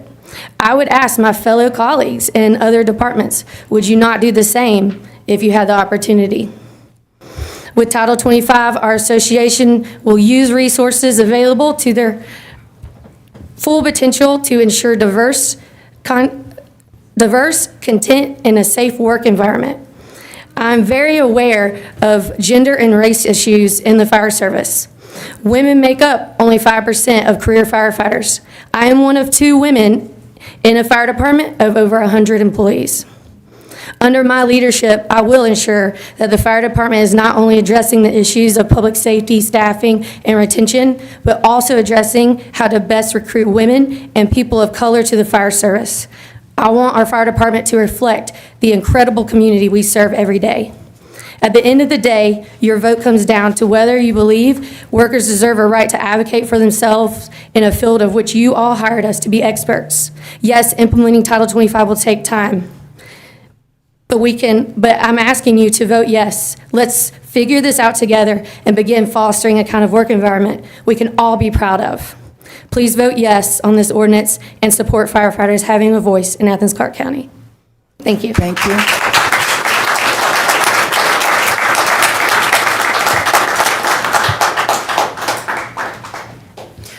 Good evening. My name is Mara Zuniga. I live at 1365 Cherokee Road, Winterville. Thank you, Mayor Pro Tem and those commissioners who took the time to look into the matter of the professional firefighters of Athens. This topic is a tender topic as it was politicized from the beginning and not by the firefighters, unfortunately. The issue at hand is about safety, and safety is a concern to all the citizens of Athens. We are losing firefighters and the effects are weighing on the department. The firefighters' request is clear. Either look at the problems at hand and come up with some needed solutions, or recognize the Firefighters Mediation Act so that the firefighters can have discussions with their boss about their needs, since they are the ones risking their lives every day. They alone know what they need to do their jobs. The mayor has said until others get a voice, the fire department cannot have theirs. Others are important, but they don't have the same risks or public safety responsibility. Commissioners, you look at matters and vote on them. You don't put on heavy equipment at the spur of the moment and tackle a life-threatening situation. As a matter of fact, when some commissioners felt they needed a raise because there was just too much business at hand every day for them, they discussed among themselves passing an increase and got it. It's great when you can vote your own salary increase, but everyone else in the government has to plead and beg for the things that will make their jobs more bearable. Let's address the elephant in the room, the U word. There are those for it and there are those against it, for many good or bad reasons. But the problem within the fire department will persist regardless of anyone's thoughts for it or against it. We need a solution. I stand unafraid and proud with the firefighters, however that may seem to some who are against or for the Firefighters Mediation Act. I am pro a solution for these brave men and women of Athens-Clarke County. Thank you. Thank you. Good evening, Mayor Pro Tem and Commissioners. My name is Nate Bailey. I'm President of the Professional Firefighters of Georgia and also President of the Atlanta Professional Firefighters. I just want to come here tonight and give some insight on the Mediation Act and clear up any misinformation. By passing this tonight, you're giving your firefighters a voice. You're going to boost their morale. You're going to increase their retention and their applicant pool, and it doesn't cost you a dime. And with the Mediation Act, if you put it in tonight, any budget items would have to be given a 120-day notice. We're already close to the fiscal year. So you're going to give them 15 months to discuss this and talk about it with the mayor and the rest of the commissioners and the county managers. There's no threat to this. Atlanta passed this 14-0 without discussion. City of South Fulton's already passed it. Athens can be ahead of the curve and be the third city in Georgia to enact the Firefighters Mediation Act. And you all need to think about what you gain with this. Emily, the president, was working with me and other firefighters at the Capitol advocating for all things public safety. We actually wrote an admission tax bill that would have brought in $1 to $2 million to this government. And it'll also, if we can get it out of committee next year, it'll impact the new arena you all are building. So what do you also gain? If there's a crosswalk, we heard someone speak about a crosswalk. We call GDOT. You call us, you need help, we team up. We team up with the state. We get resources. If you need numbers put on mailboxes because you have elderly residents that can't get their mail, call us. We'll go do it. We can't do that if we don't communicate. You all know how much and how hard we work. We don't sleep anyway. Give us something to do. Just let us talk to you. I mean, that's all it is. And with the Mediation Act, let's say we don't agree. We go to mediation. We don't want to do that because we'd have to pay for half of it. So we're going to find a way to come to some agreement. And if we don't, that's it. The Mediation Act is over. There's no forced contract. You don't have to come out of the pocket with anything. So you're gaining a true strategic partner that's going to help you accomplish your goals.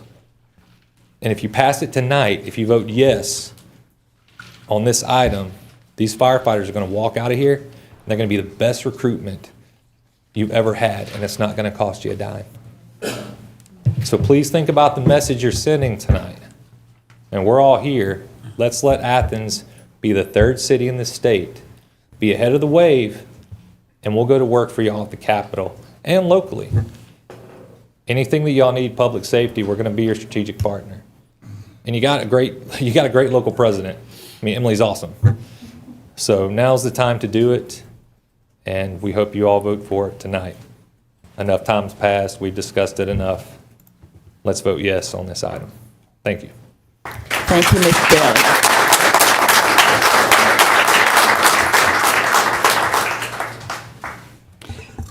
Hello. Hello. Mayor Pro Tem and Commission. My name is Renee Hodnett, and I live on Hillcrest Avenue. I've lived here a long time, since the mid-'90s, and I have learned recently about this predicament with the fire department, and I'm here in full support of the fire department having a voice at the table, working in positions where you have no way to speak to the people that can help you is completely demoralizing. And we depend on these people to save our lives and our property should that time arise. And I just wanted to say that when people go above and beyond because their heart is in their job, they can only be superheroes for so long. They are humans. They will break. These people need mental support. They need pay support. They need health support. And they need our support. And I would like to encourage you to do so. Thank you. Thank you.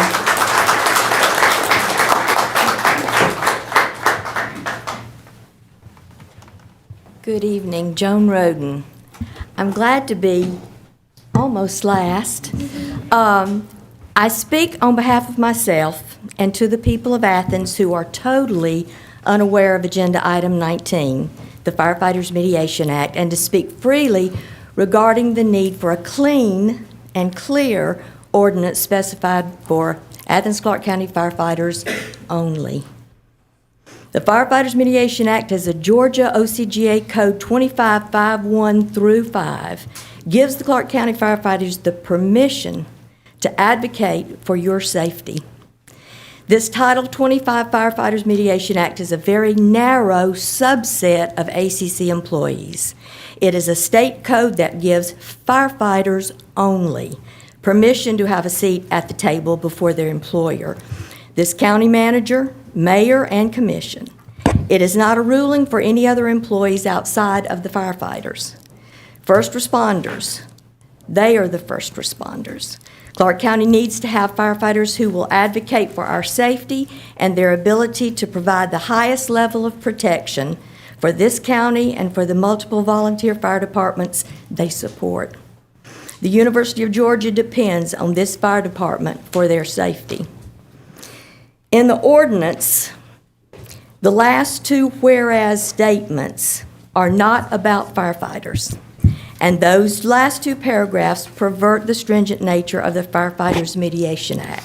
I urge you to take a look at those two and consider removing that because they have nothing to do with the firefighters.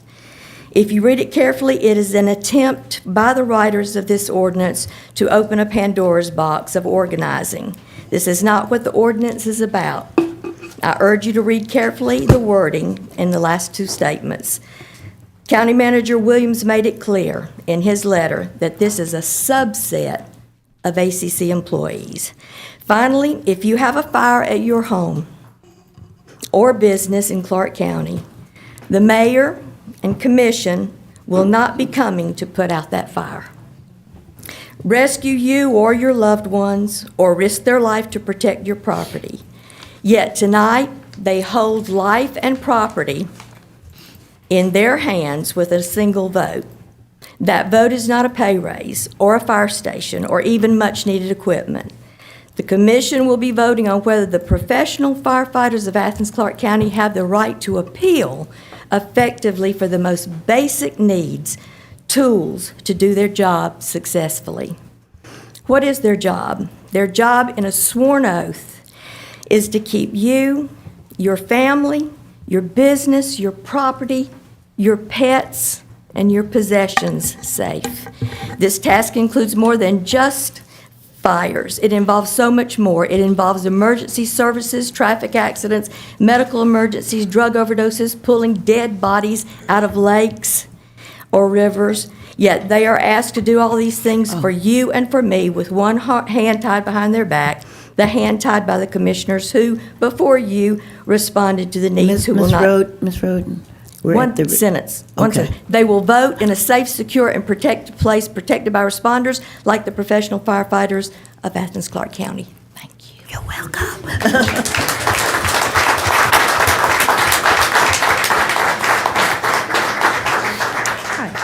My name is Haley Fouch. I live on Cedar Shoals Drive in Athens, Georgia. I've lived here for 27 years in multiple districts and zip codes.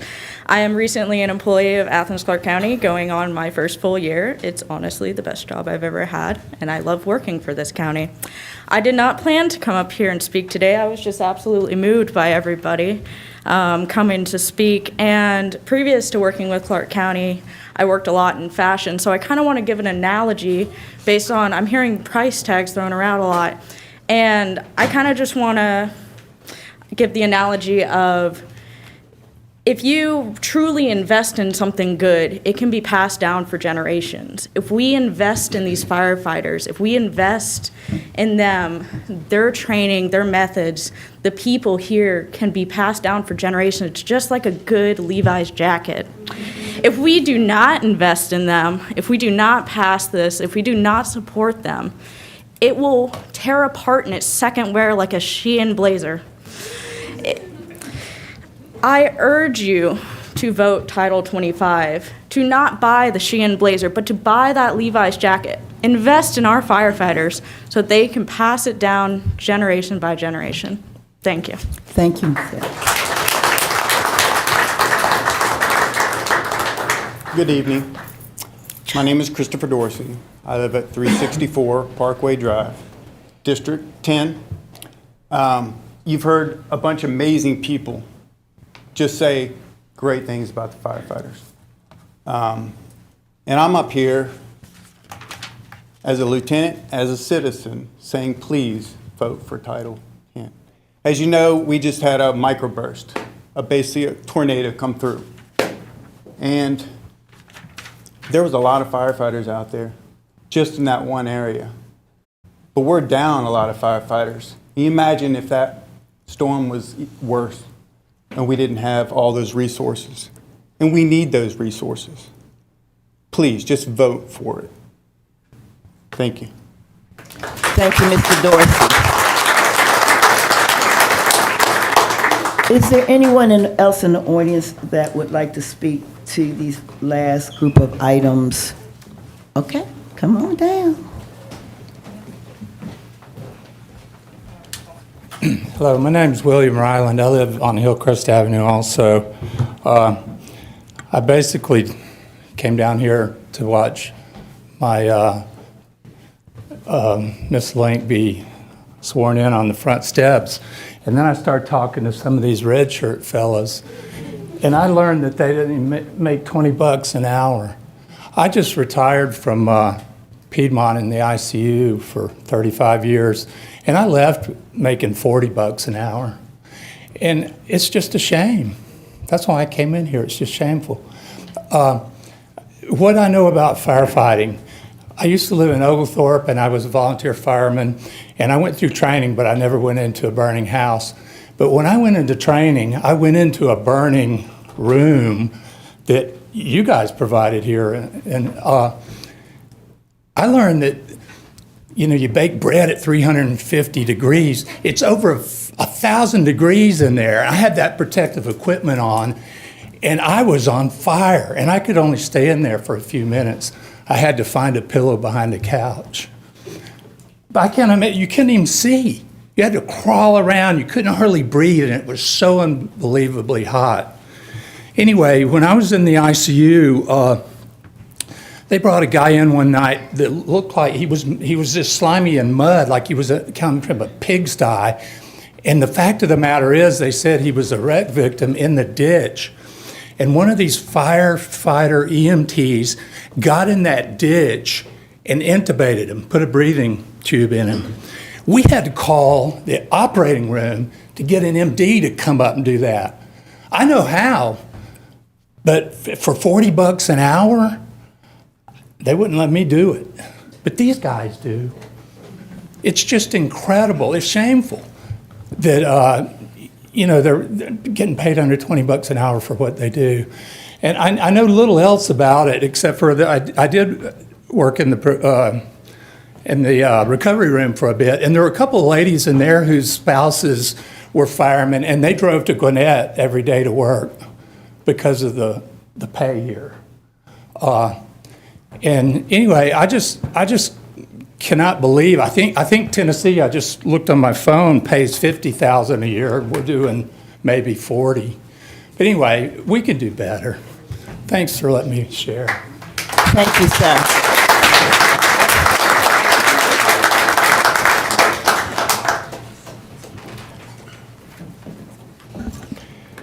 Hello, my name is James William Faulkner, and I live at 287 Collier Church Road, Comer, Georgia. And I am a firefighter with Athens-Clarke County, but tonight I'm speaking as a member of the professional firefighters of Athens-Clarke County. I wanted to become a fireman when I was younger and went through the junior program that was offered through Athens and was very inspired. Then later, around 2018, I became a volunteer and then proceeded to try to get on with Clarke County. At the time, I was fighting to get a job with about 600 applicants. And I made it through everything 3 or 4 times and still didn't make the cut. Now we barely have about 50 people. And it really breaks my heart that people don't want to be here and be a part of a great fire department, be a part of a great family. And I ask for your support for my sisters and brothers that serve. And I ask for the support and y'all's vote, yes, for my safety and my family's safety. So hopefully maybe my children don't have to stand up here and go through the same process. Thank you very much. Thank you, Mr. Faulkner.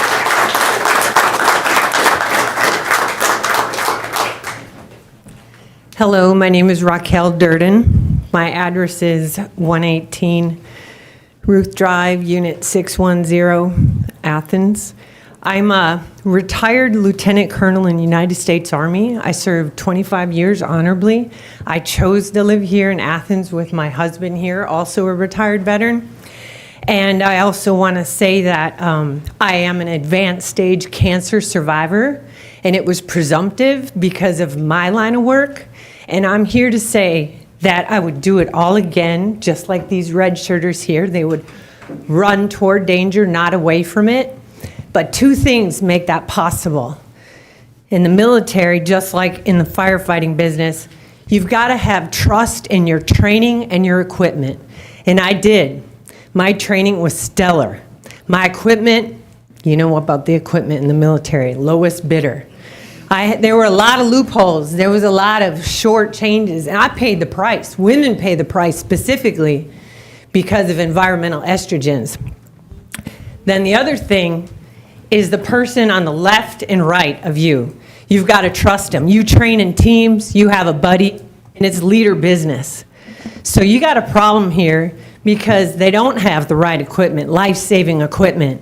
And you have an exodus of people leaving. So that person on the left and person on the right might not be there. You got a chance to fix it with urgency tonight by voting yes.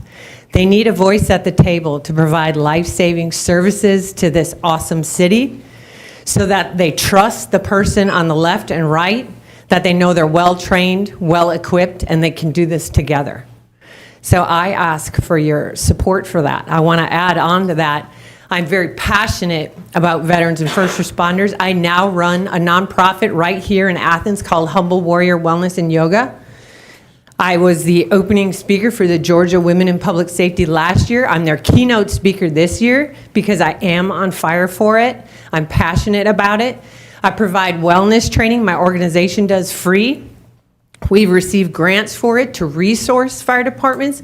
I've gone out to other ones, most recently Oconee, which is a volunteer firefighter. I've tried very hard. I work with Julie and Emily.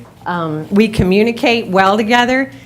I couldn't even get on their plate because they're busy. They are so busy, and there isn't a time to do it, to help them take the mask of resilience off and teach them wellness and resource them. So again, I ask that you vote yes so that they have equipment and training. They can trust the person on the left and right, and there aren't 35 holes and vacancies. And it is legacy building because families that serve create people who serve. Thank you. Thank you.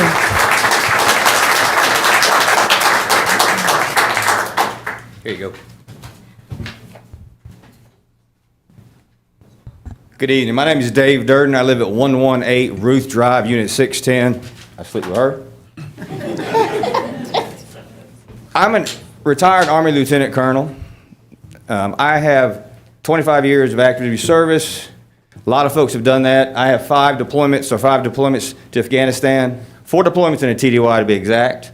But that's, there's a lot of folks who did more than that going down range. But we in the military go down range because we volunteer to go down range and put ourselves in harm's way when we deploy. Occasionally, when we're back in the States in garrison, we're doing silly things for the Army, jumping out of airplanes or whatever. We'll occasionally put ourselves in harm's way. These people out here wearing red, they potentially put themselves in harm's way for you, and you, and you, and you, and you, and you, ma'am, and you, and every single day. Don't continue the negligence and failure of leadership by not giving them the equipment they need to come to your house and save your family. Don't continue the negligence and failure of leadership to pay them appropriately and to fill the vacant slots in the fire departments in this city. It is absolutely absurd. It is, and I'll say it again, a failure of leadership. Do the right thing for the people who are taking care of you and your family. Give them the equipment they need, give them the equipment they ask for, fill their empty slots, and make this city safer. Thank you. Thank you, Mr. Durden.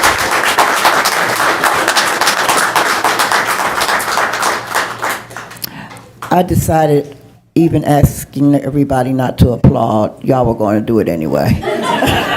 What the heck? Are there any more comments on any of these items? Well, we're going to go into discussion, but I'm going to ask the commission, do y'all need? Oh, okay, come on down. Wendell Faulkner. I'm not going to reiterate the things that have been mentioned tonight. Excuse me, what's your name again? Wendell Faulkner. Fire chief of Athens for 12 years. Not some of the happiest ones of the 16 before, coming to these meetings, staying here to 1 and 2 o'clock in the morning. I'm not here advocating Title 25 or against it. But I can tell you when I left in 2004, we were building beautiful fire stations at number 3 and 4, 7, 8, a new fire training facility. We did not have vacancies in the fire department. And when we did, they would be lined up hundreds deep to get on. Hundreds deep. And anytime we had 2 or 3 vacancies, we had them filled. Went through the 10 months of training. Something's going on. I've not set foot in a fire station since I retired. I was asked by my daughter, who lives here in Clarke County, to come to the meeting with her. These men and women need equipment, and I see some of the equipment that I bought 20-something years ago going down Millage Avenue. And then I understand, just last week, we don't have the equipment that we need, the tools that we need. We've got 30-something vacancies. Some of us are working 48 hours straight. How would you like to have a cardiac surgery by a surgeon during this 47th hour? I mean, there is a mess here. I hope y'all realize that. They got 30-something vacancies. Why? Somebody better wake up and do some action. Title 25 is not going to make it happen. All it'll do is show you a road to how it can. But until you make a decision on what they bring to you, whether with or without 25, You better find out what the problem is and get it solved. We're not going back in the days of 20 years ago. Listen to these people here tonight, there's a mess of brewing out here. And I feel sorry for them. And I gave 28 years of good years of my life here, and it wasn't like that in 2004. Something's afoul. Something's wrong. Y'all need to figure it out. Thank you. Thank you, sir.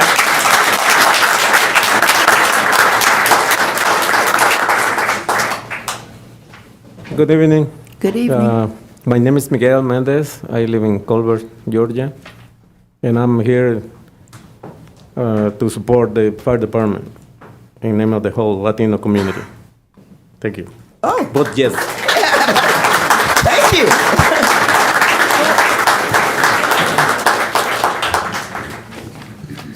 I'm just waiting. Y'all, nobody? Oh, see that? I won't take long, and I wish I had worn red, because everyone here has been amazing and eloquent. I totally support what they're doing, and I just want to make the connection between housing. We talk a lot, oh, we need more housing, we need more housing. Well, if we're going to build this housing, we got to support all these people. We got to support our fire departments. We got to make them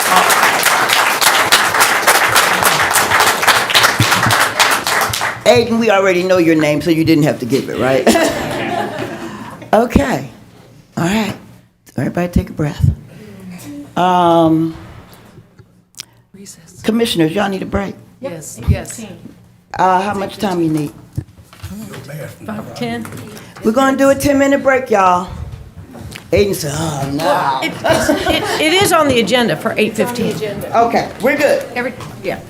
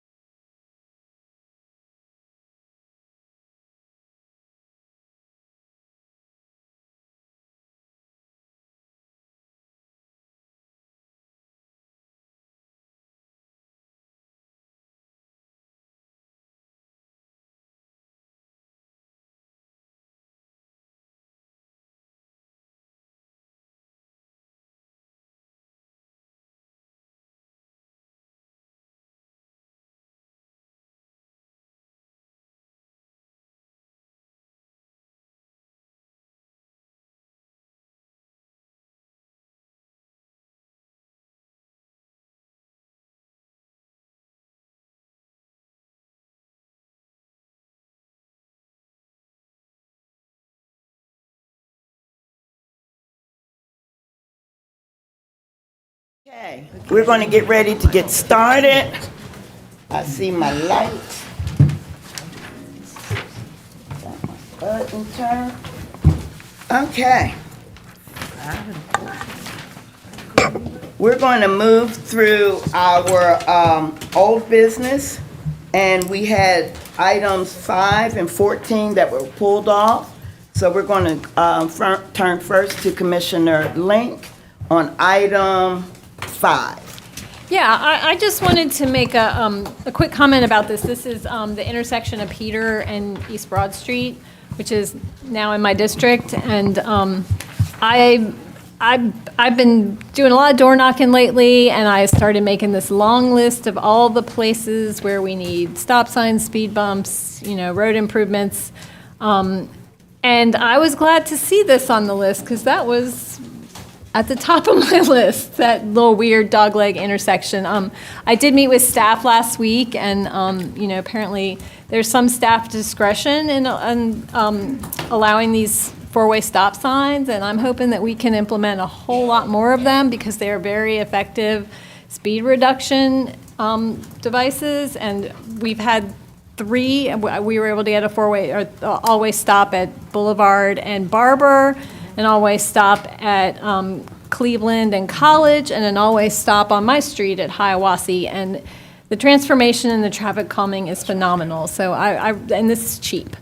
It costs next to nothing to put up a couple stop signs, and it's extremely effective and less controversial than speed bumps. So I hope this community can turn to those four-way stops a lot more frequently. So I will propose that we approve this.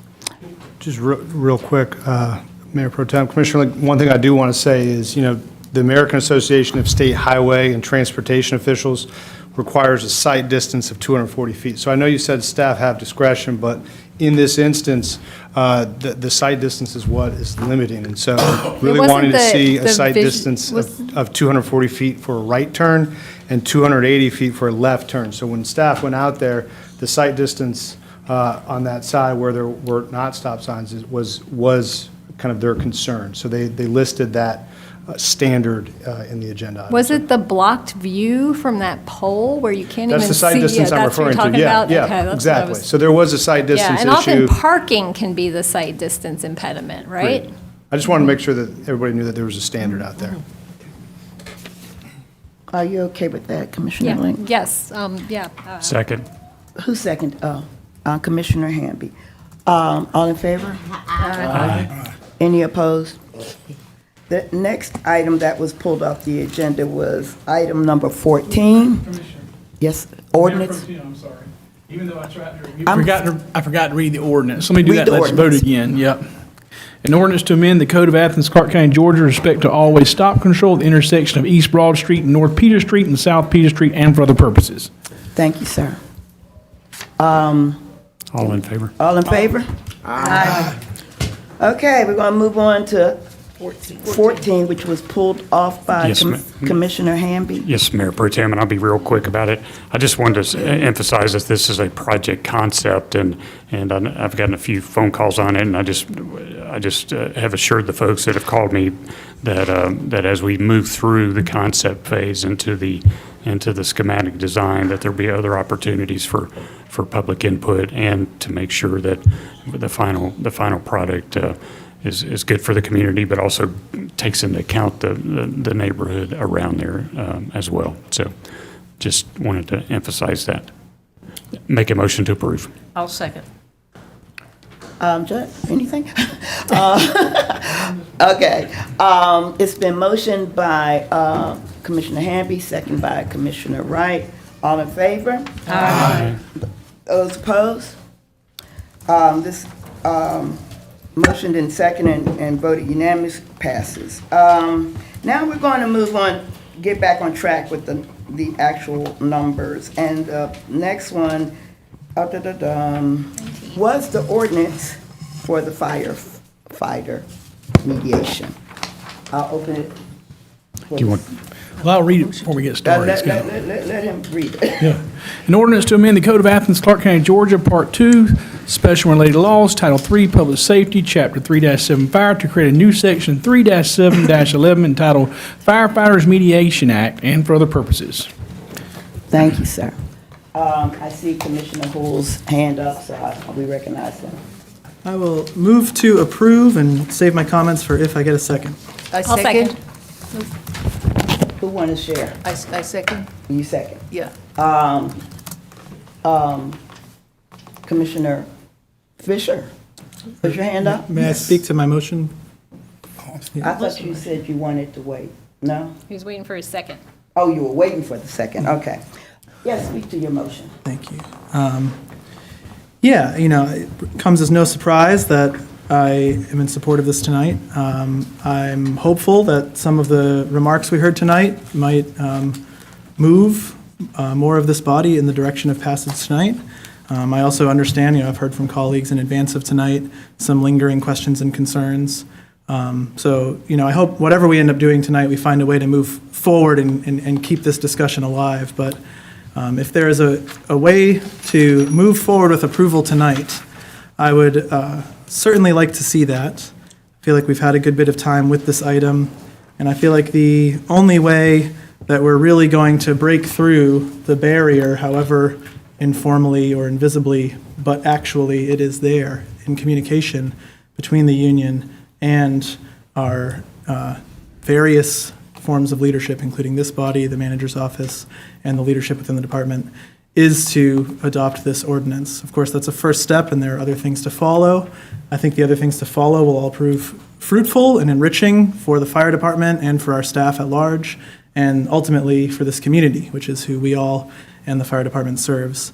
I don't want us to shy away from the reality that collective bargaining is, of course, a part of this, but to also highlight that striking can't be. Striking is, disallowed within Title 25.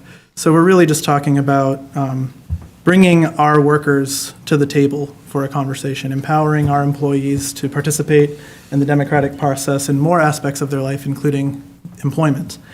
And that includes them being able to negotiate the realities of their job that cost money. I think we heard some compelling points tonight, and I know we'd hear those from other departments, and I wish we could extend this under state law to more departments, but like any good cause, you got to start somewhere. And I believe that this is a really good place to start, and I hope that we can start tonight, and if not tonight, then very soon. Thank you. Thank you. Commissioner Byers? Yeah. I want to speak to this, especially because I was one of the people who did not support this back in November, December, whenever it was we voted on it. And I want to first thank everyone for coming down, and the work that firefighters do is clearly essential. I want to emphasize to any public people who are listening that a lot of people don't realize that I think it's up to 60% of your calls are really medical calls that use EMT expertise. So the firefighter today is not the firefighter of 20 years ago, at least here in Athens. Like I said, despite not supporting the ordinance back in the previous vote, I'm supporting it tonight and would like to move forward if people are ready for it. What I was concerned about was making sure that we were giving our staff and management something new, and I wanted to make sure everything was sort of lined up with what was going on with how the union itself was functioning. And I really want to thank Emily Thompson, who I met with last week, the beginning of last week, Jackie Rains, who's in here, I hope I got the name right, from out of town, and Nate Bailey, who also reached out to me from the state firefighters, and he spoke with us tonight from the Atlanta firefighters president as well. And I feel like right now that I understand, and that the local union, it's clearer to me now that they're able to show me the process and organization that are placed for the local firefighters. They have a transparent process, and I have a clearer understanding of the expectations for how the union will function using their bylaws. I think it's really important to know as well that the Firefighters Mediation Act doesn't just you don't automatically get to represent the firefighters. There also has to be a vote of, an official vote where a majority of firefighters support them. From tonight, it looks like that will happen. But I think that's important to realize as well. And as Commissioner Hool and others have repeated, the firefighters can strike.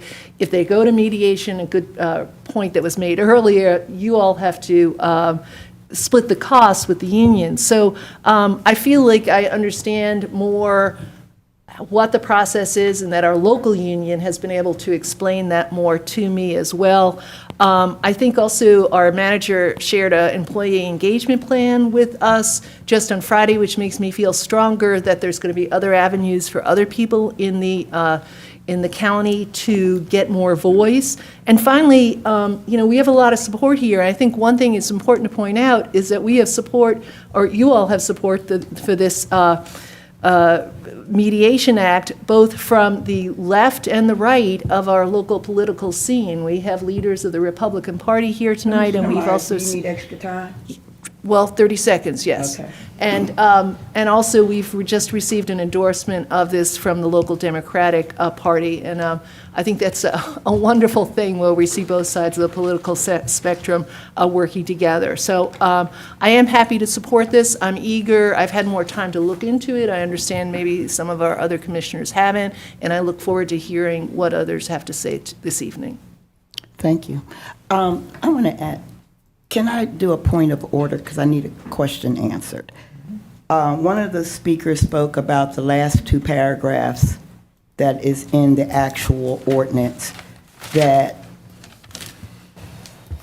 should specify firefighters and not all of Clarke County, not the whole Clarke County, but the way it's written is the whole Clarke County. My question is, if this passes tonight, does it pass the way it's written, or does that change need to, or that discussion need to be at a later time? It passes tonight, it'll pass the way it was written unless there's an amendment. I looked at the document, I'm not sure what the...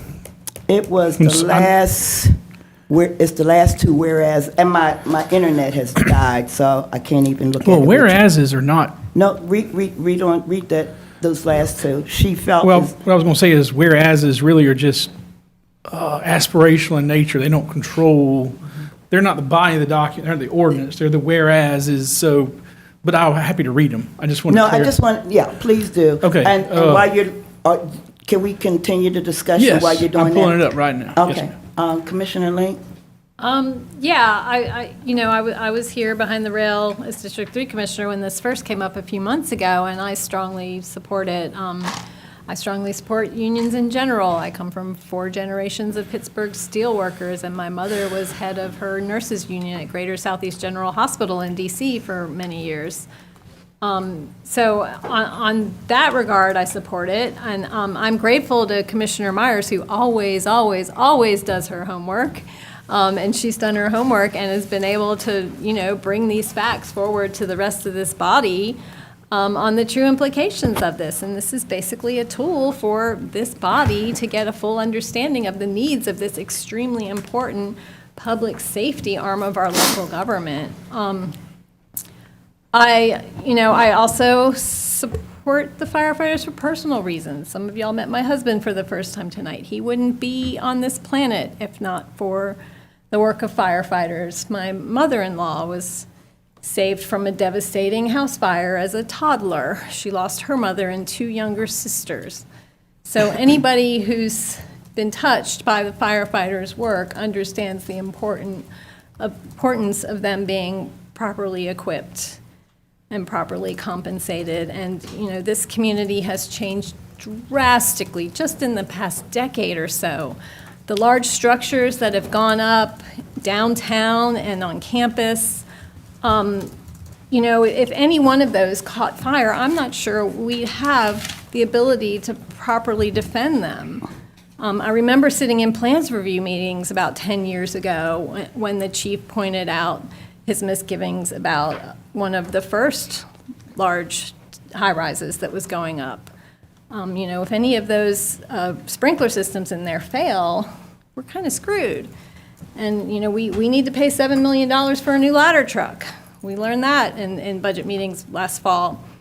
In the past couple budget cycles, we've talked about having committee discussions about implementing a fire safety or public safety fee so we can have a more dedicated revenue source to assure that these folks are properly equipped and properly compensated and able to protect this community. So I hope that will be a serious part of our budget discussions this year, so that we can assure that we keep this department up and running properly. And the best way to figure out how to do that is to go directly to the folks who staff it, the folks who are charged with protecting our lives and our property. So I am 100% supportive of this entire effort, and I look forward to communicating regularly with these folks. Thank you. Judge, did you take a peek? Whereas, the last two whereases, read, whereas the mayor and commission believe in the value of ACC Gov employees having the right to engage in collective bargaining, both for their own benefit and for the benefit of the community at large. And whereas the mayor and commission seek for the ACC community to become a thriving economic hub rooted in a worker-friendly economy, which necessarily includes employers having friendly disposition toward employee organizations and institutions, supporting cooperatively and or democratically organized workplaces. That was it. And I guess the question that was to me, and according to the person, that kind of opens it up. In other words, wherever it's written employees, it should say firefighters. Right. Well, there's certainly nothing wrong with taking out those two last whereases. It won't affect it a bit. Okay. You just want to strike them. Okay. It doesn't. That's up to the It won't. I can understand where your concern is. This only. I can tell you, notwithstanding what those whereas provisions, the only thing that this applies to is implementation of the Firefighters Mediation Act. But to the extent it can create some misperception about that, I would recommend just strike those two whereases. Somebody make it if they wanted to. I just wanted to put that out for discussion. Yeah. That's all. I can understand. It is a little, it kind of takes it to a bigger picture than just relating to firefighters. I don't disagree with that. But it doesn't affect, Okay. Commissioner Fisher. Madam Pro Tem. Yes, sir. I would like to make a substitute motion to hold a vote on the Firefighters Mediation Act until June 6th, regular voting session, ask staff to present a work session for the mayor and commissioners on May 9th related to employee engagement plan that the manager is process of implementing. This work session should give the mayor and commissioners an opportunity to hear the details of the manager's employee outreach plan, to ask questions regarding the plan, especially as it relates to specific employees' outreach initiative being implemented to address the concerns being expressed by commissioners by the Athens-Clarke County firefighters. And I say that to say, with me just coming on in January, sort of like Commissioner Myers, I need more information.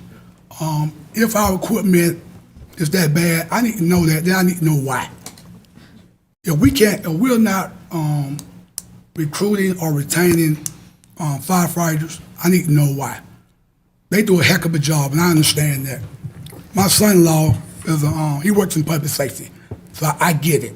But for me, as a commissioner, and to really understand what's going on within our fire department, that's why I bring this motion, give myself, and I can't speak for my other two colleagues, but give myself the opportunity to get all the facts that we need, let the public know what's going on, and then make a vote on June 6th at our regular work session. Is there a second? I second. I'll second it. Who's second? Wait a minute. Rock, paper, scissors. I'll second Commissioner Fisher's motion to table, and I want to make sure y'all understand and be clear that I completely support the fire department and all public safety officials for Athens-Clarke County. We need to, Commissioner Huell mentioned the barriers. We need to break through that barrier, not for just the fire department, but for all departments within this county. For us to be an effective county, there should not be any barriers. There should be open lines of communication. I am thankful for the people in red in here, and I hope y'all do not think that I'm not for y'all. I'm 100% for y'all, but I think we've got some issues. We need to break through these barriers. We need to listen to y'all, and we need to come up with solutions.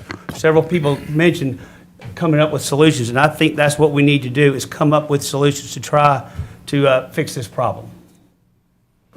Thank you. It's been motion second. We're going to have to do a roll call. Excuse me, Mayor. Oh, you have something to say? I do, thank you. I'm sorry. Thank you, I do. And I appreciate everybody's time here tonight, and I do support the ordinance change, and I also understand the need for some folks to have some more time to help them gather their thoughts and to see if we can get more folks on board with it. I would like to ask, though, in the motion, to table it. It seemed more of a motion to and correct me if I'm wrong on this, but I understand the need to hear about the manager's outreach plan for all employees, and I appreciate that. But I'm hoping that you're thinking in your motion that the main focus of this will be the impetus will be exactly what's in the ordinance here about why, and that's what I think we want to hear from. And that's why I said firefighters in my motion. But I may also ask you to do this, Commissioner Fisher, is to amend your motion to also direct the manager to have somebody from the local representation at the meeting to be able to present as well, if needed, for their purposes, so that if we're wanting people to have a seat at the table, we can give them that seat at the table May 19th. We can't make them come to the table, but the manager certainly can invite them to the table for that work session. So, and our attorneys here, initially that was going to be my. I think we can direct the manager to do what we're asking. Okay. Yeah, we're not. We can direct the manager to do anything. Okay. I'm gonna relate to our attorney. Well, the charter, you sent my email on to everybody that I forwarded to you, indicates that community directions, you aren't supposed to direct, and you're supposed to, I think it'd have to be an inquiry to do that. So if you want to call it an inquiry. But Judge, point of order, Judge, we're not directing the employees to do anything. We're directing the manager to do something. And that direction is to make available somebody from the local to be at the meeting in order to also present if they want to. We're not directing employees to do it. We're directing the manager, and the charter gives this mayor and commission the authority to direct the manager. Okay, and I'm good with that. Okay. If I need to amend my motion. Yes, sir. I think we ought to be very explicit in what we're asking for here.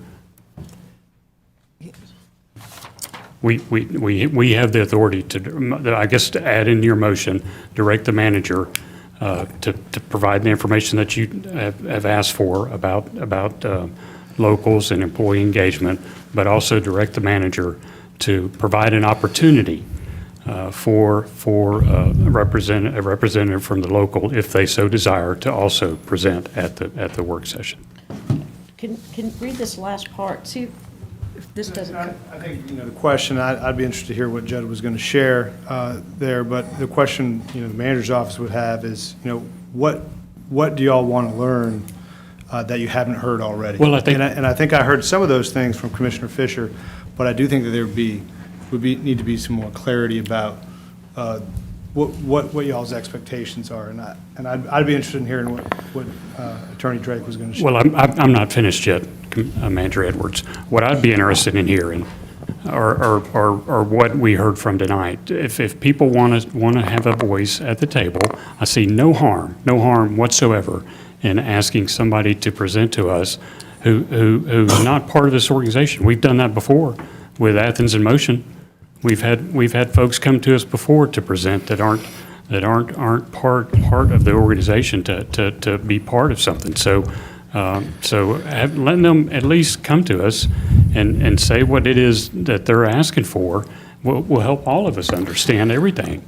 And it's our prerogative and our purview to direct the manager to do that.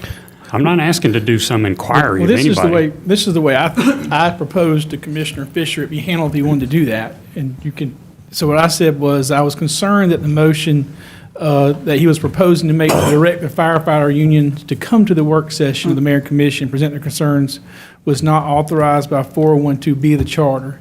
Section 412B of the charter provides as follows: except for the purpose of inquiry and investigation, the mayor and commission shall deal with employees of the unified government who are subject to appointment and removed by the manager solely through the manager, and shall not give orders or directions to any such employee, either publicly or privately, directly or indirectly. Section 2105F of the charter provides the authority of the commission to conduct inquiries and investigations by the commission. Section 2105F of the charter provides as follows: the commission shall have the power to conduct or cause to be conducted inquiries and investigations of the operations of any office, department, agency, or the conduct of any officer or employee thereof administering the affairs of the unified government. In conducting inquiries and investigations, the commission shall have the right to administer oaths, subpoena witnesses, documents, records, or other evidence, take testimony, and require the production of evidence. The conduct of proceedings at commissioning inquiries and investigations shall be subject to such rules and regulations as the commission may prescribe by general ordinance. Based on the foregoing and ensure compliance with the charter, I believe the best course of action for allowing firefighters union to come before the commission at a work session be for the commission to approve a resolution pursuant to section 4102B of the charter, providing for an inquiry, that's asking questions related to the firefighters' concerns. I still believe that's the best course. And I would say that, I explained this to Commissioner Fisher in a personal meeting, that, a motion is just a verbal resolution is what a motion is. And so I said, if you want to do it by motion, you could do that, but just understand, I think the mayor would have the right to veto that verbal resolution directing that. But I mean, I think you can certainly do it. That's the way I thought was the best way to do it. I hear what you're saying about directing the manager, but I wonder if that's not, that was the way I thought. What else are we here? I'm not finished, Mayor Pro Tem. I'm sorry, I haven't used my time. Wait. I just got to ask a question. I was going to say, I tried to come up with a way for Commissioner Fisher to do what he wanted to do. I didn't try not to keep him from doing it, but I thought that was a way to do it, using that provision in charter. Judd, and I know that I am presiding, and am I allowed to share an opinion? Yeah, you can Okay. talk. Yeah, Mayor. I am totally, I said this in December, that I did not know that there was a problem. I should have made a motion and seconded that night to ask staff or direct the manager's office to meet with the firefighters. I suggested it because I thought it was a way to get us from December with information for now. That did not happen. It was a suggestion. And what I believe, and I give credit to Commissioner Myers, because she is an investigator, she digs. All of us don't have that information like she does. And Commissioner Fisher's motion was to make sure we have a balance of information. I think it is important that this resolution get dealt with as soon as possible, with all respect to our public safety officers. But in a way, we would not even be here, I don't believe, if there was more openness. That's all we're trying to get to. I thought our job as commissioner was to not to supervise the firefighters, but to direct the manager. And that is all I think that is being asked in Commissioner Fisher's resolution. If we get so caught up in this, we're going to be right back here in June, and nothing is going to have happened. And it's just not right to anybody. Well, there was a resolution that passed directing the manager to do what you said, 5-4, but it was vetoed by the mayor. Well, that's even more reason. Yeah, I'm just saying it was, That's even more reason. Because we know, I know, I'm not going to speak for everybody else. This is not a situation just with the firefighters. It's not. Now, I might be out of order, but I don't want to open Pandora's box and I don't know what the heck is coming out of there. But I also know that if we had did precautionary stuff, this would not even be on the agenda. Mayor Pro Tem, can I finish my time if you don't mind? Yes, please finish your time. So I'm gonna do this. I won't make it confusing for everybody. I disagree with the attorney and his interpretation of it about needing an inquiry, because I think our job, y'all, our job is to direct the manager. That's the only person in this government we can direct. And I'm making it very clear about that. So I'll go back to your main motion and not worry about that. But here's what I'm gonna do. If we get to this work session and these folks are here listening to us during the work session and there's not an opportunity or or we haven't heard both sides of the story, then we'll either ask them questions at that point in time, or I hope y'all will agree to have a special called session to invite them back to make a presentation. I think that's perfectly appropriate. And do it, the week after or whatever, so. I'm going to ask you to hold up for a minute. I saw Commissioner Link, Commissioner Hull, Commissioner Fisher. Oh, I'm sorry. Did you have your hand up, Patrick? Okay. If anyone who hasn't spoken yet wants to first. Stop. Join this meeting. Commissioner Link, Commissioner Hull, and Commissioner Fisher, and Commissioner Myers, in that order. Okay. So as best I can tell, the charter prohibits this body from communicating directly with employees. We are tasked with communicating with the manager and asking him to pass our intentions on to employees. The problem here seems to be that Commissioner Hamby is requesting that we direct the manager to direct an employee who happens to be a representative of the union. And so somehow that is a direction to an employee directly from this body. I would say, if there's a problem with a representative of the union also being an employee and us directing them, why not ask for a representative of the union who is of the regional representation, who can share with us the information that Commissioner Myers has relayed about how the union and the governmental body communication system works in collective bargaining. I think that could be a reasonable compromise if we're not going to pass this resolution, which I think we should.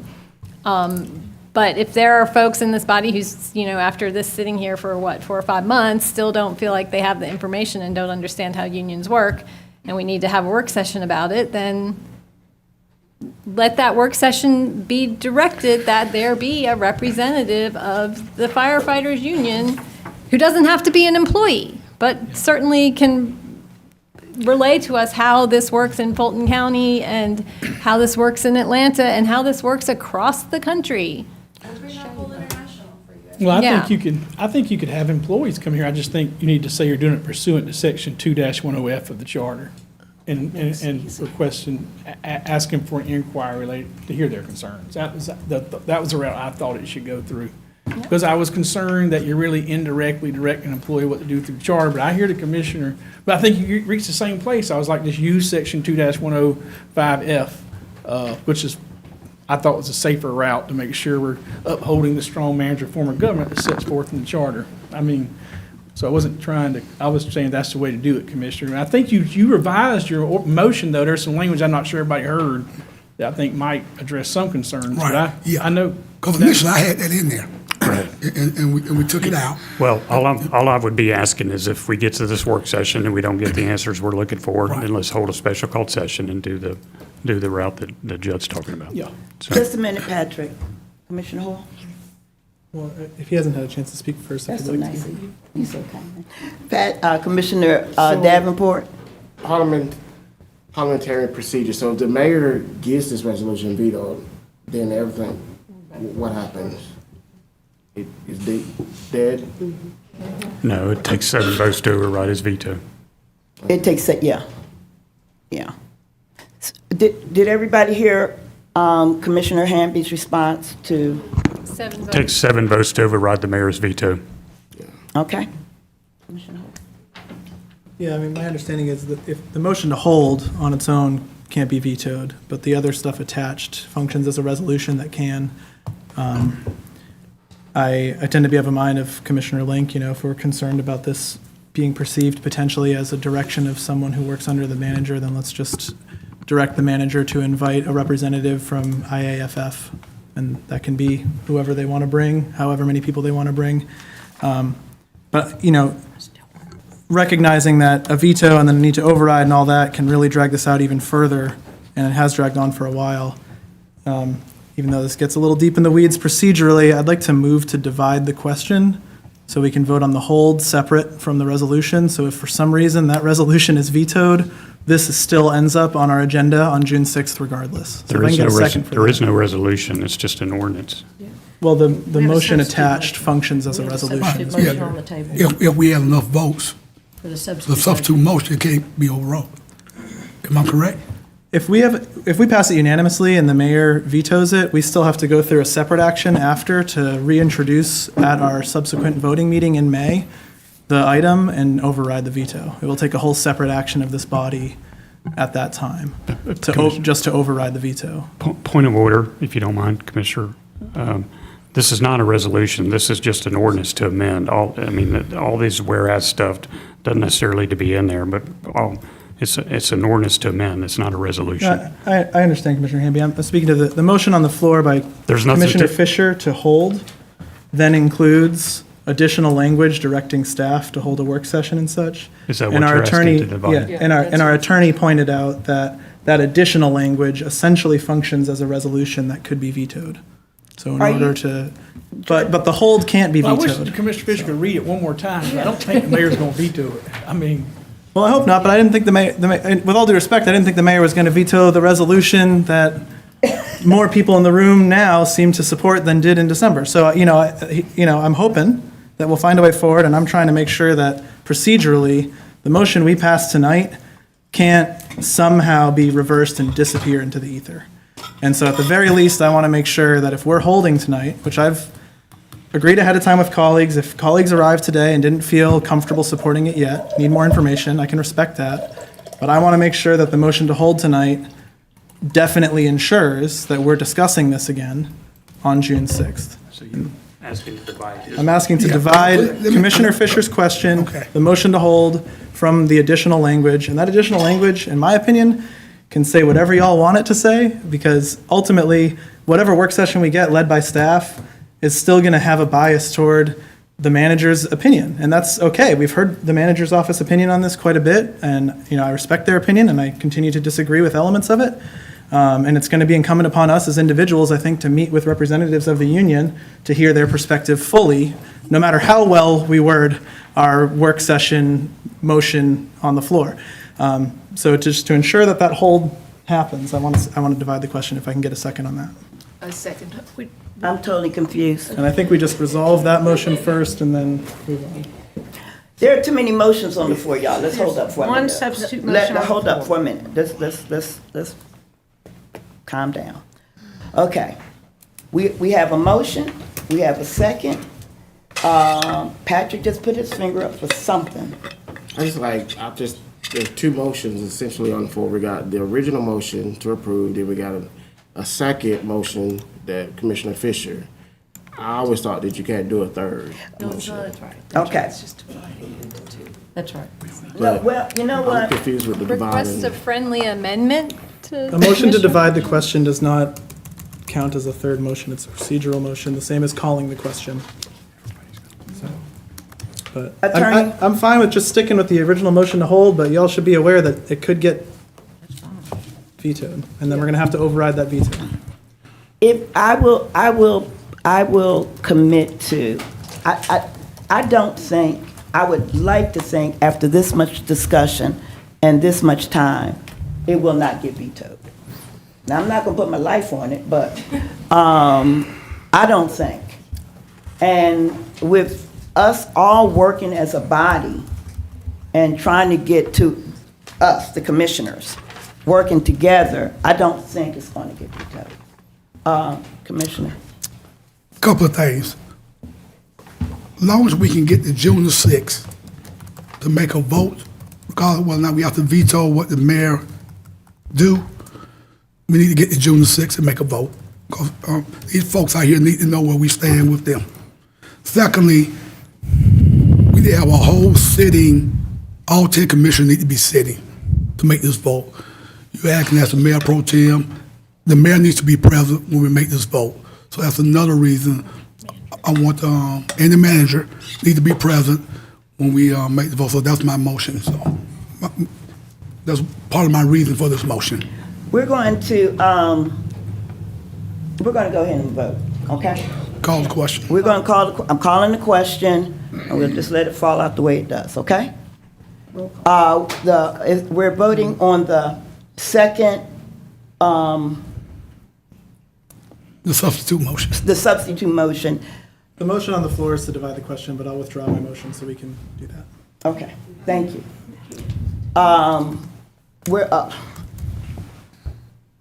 We're going to vote on the second motion, and it is to, you want to repeat your motion for everybody? I would like to make a substitute motion to hold a vote on the Firefighters Mediation Act until June the 6th, 2023. Regular voting session, and to ask staff to present a work session for the manager and commissioners on May the 9th, 2023, related to employee engagement plan that the manager is in the process of implementing. This work session will give the mayor and the commissioners an opportunity to hear the details of the manager's employee outreach plan and to ask questions regarding the plan, especially as it relates to specific employee outreach initiatives being implemented to address the concerns being expressed to commissioners by the Athens-Clarke County firefighters. Okay. Is that okay with you, Commissioner Hamby and Commissioner Link? That wording? No, it doesn't mention anything about the firefighters union at all. It does. I can't support that. All right, what is the favor of people who have objections? Madam Mayor. Mayor Pro Tem, just let me say this. I mean, it's obvious that we need to make sure that these folks are heard and to keep it, if it takes to June 6th to do that, then so be it. I do think, though, however, if we get to this work session and the concerns of the firefighters aren't met, then we need to make sure to have another special called session the following week to address that. So it's on record right now that we'll 5 of us will call a special call. You only need 5 of us to call a special called session. So 5 of us can call that special called session and move forward in the way that if it's not adequately presented and both sides aren't presented at the thing, even just inviting an employee from the local or the international or whoever to make sure that they're in the audience and we can ask them questions. No one can stop us from asking a question of anybody in the audience.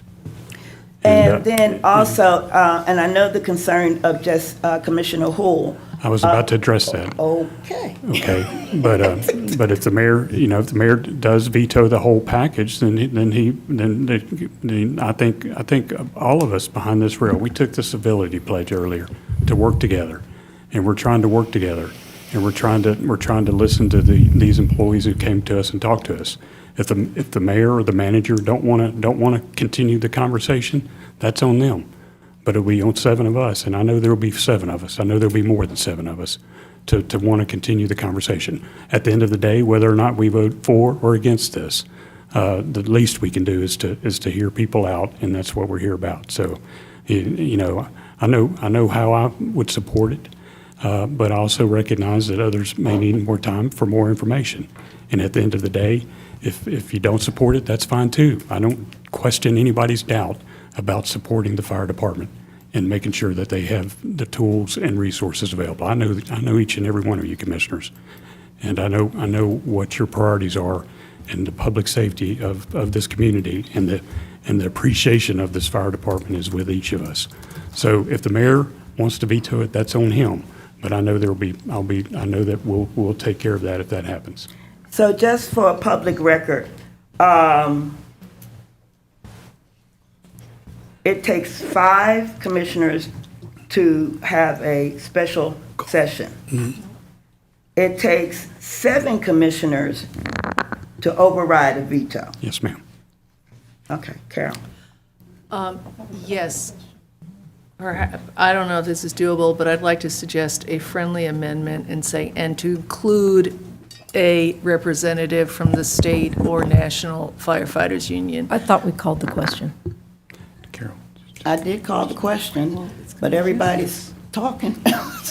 I want this to go, I don't want to get so tied up with parliamentary procedure that these folks go home feeling like nothing was accomplished. So forgive me if I'm a little distracted. I want to make sure that we have the right wording, that folk know where we all stand tonight. And I think with the friendly amendment or the clarity from Commissioner Hamby, and if Commissioner Fisher would mind just putting in that little sentence that Commissioner Link and about inviting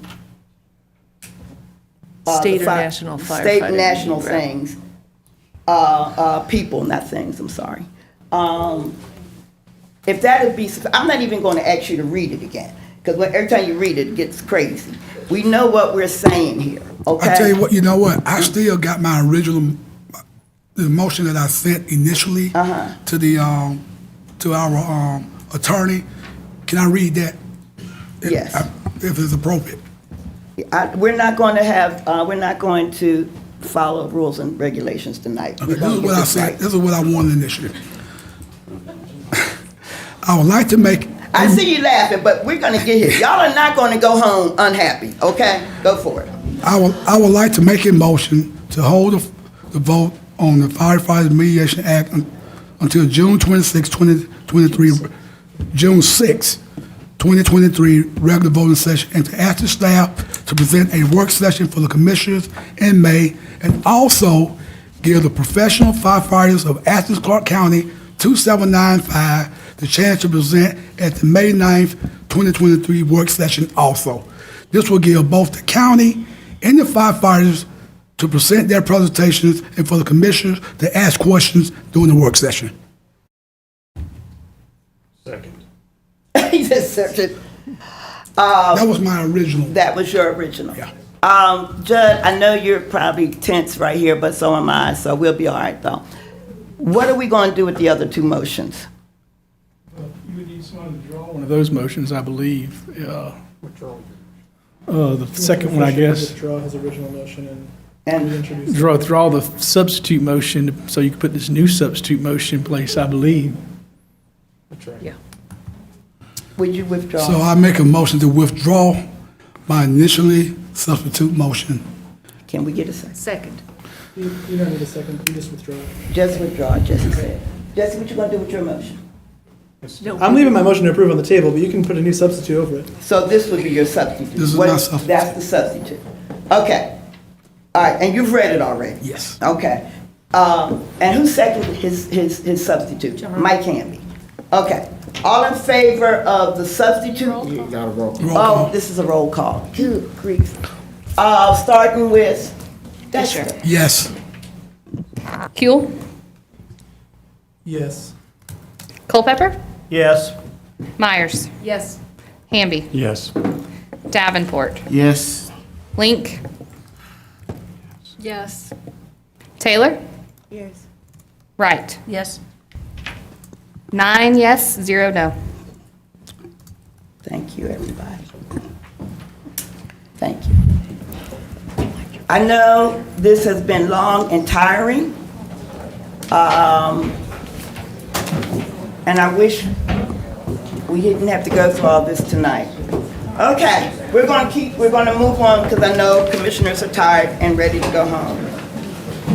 We are going to move to item number 20, FY 23 water line upgrades and the contract. Any? I motion to approve.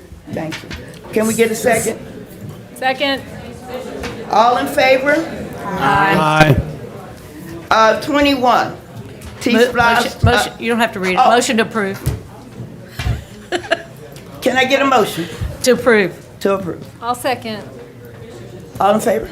Aye. Oh, wait, I have a comment question. Okay. Go ahead. So there is an additional T-Splosh bucket for this neighborhood from the most recent T-Splosh for $1 million. I just want to make sure that that bucket still exists and it's not going into the roundabout, because that money is intended for neighborhood traffic calming. I just want to make sure that that money is not getting touched and it will remain, because there is going to need to be a lot of neighborhood traffic calming, especially as this roundabout is being constructed. Like, we're already getting nasty cut-through traffic. But I just want to be certain that that bucket remains separate and we can use it to implement extremely necessary traffic calming in County Hancock and Manager Rock Springs. Edwards? We can definitely follow up with staff and get an answer. Right now, where you see the revenue coming out of is project number 13, so that's where the 3.8 million is that we're bringing forward. And so I think staff's intent is that what you're discussing, that other project is not a part of this at this point. Okay. So as it stands now, that bucket remains intact. Okay, thank So you. this is all coming from project 13 and T-Splosh 2018. Thank you. Now, I will say, though, that in the agenda item, it does say at this point, it looks like we might be a couple $100,000 short, I think. And so we will be looking for opportunities, but that's not something we're trying to solve tonight, because Okay. there is the potential that GDOT will help with that, too. Well, So okay. that's at play, too. I would but- suggest we get on some kind of traffic calming plan for that surrounding neighborhood sooner rather than later, because it's going to need to be in place before construction starts. So, Okay, thank you. Commissioner Holt? Thank you, Mayor Pro Tem. I see in the staff report that it notes raised crosswalks are being considered for the plaza and Minor Street. And then it also talks about how the design of the roundabout is, designed to slow down traffic speeds. But some of our previous discussions, I've highlighted concern about the potential for, some of that right lane to be used as like a slip lane of sorts, depending how it's designed. And then also ask staff to consider perhaps adding RRFBs, the flashing beacons, to Plaza and Minor Street. Are those possibilities still something that can be explored at a future date by staff if we move forward with the concept as it is tonight? Commissioner Houle, I think, staff has been looking into that and has had discussions with GDOT. There will be, I think, continued conversations about it. I do think that our staff, the design team, there are some concerns related to RFBs on the Plaza and Minor Street, adding additional ones because there's already some there. So I think that's what staff and the design team's looking at, is will there be confusion by some of this? But I think if you're thinking about local roads and opportunities moving forward, staff can look at that and continue to explore it. So we are working with GDOT, we're getting their input. They did voice some approval and some, opportunity to further discussions about installing raised crosswalks on Minor and the Plaza. And I think we're going to continue to have those conversations as the project continues. Okay, thanks. Good. and I'm pretty sure the slip lane got designed out of it. Like, as far as I can tell, there's no slip lane in these plans. So I remember that being an issue. Yeah. Does that answer your question, Commissioner Holt? Yeah, I feel so. Item 22. We got to vote. We need to vote on this. Motion to approve. Second. Yeah. I would like On the to. floor from Commissioner Was there a Wright. question? We're voting on already did that right now, right? Oh, I thought we did. 22. I We thought already she. voted on 21. She just had a question. Oh, Yeah. we didn't have a We had a motion and a question. second, but we did not We have vote. to- We didn't vote on it. Okay, so tell me who motioned and who seconded. I've motioned. Okay. You voted on 20. Okay. All in favor? Aye. Item 22, the FY '24 CDBG Motion to Annual Action Plan. Motion to approve. I'd like to make a comment, if I get a second. Any Second. Second. And my comment is this, that, certainly this is a process that staff goes through and our community group goes through to look at and score these. I did want to address specifically some issues that came up at the work session. Hopefully, some of those that look to apply this year will look to next year to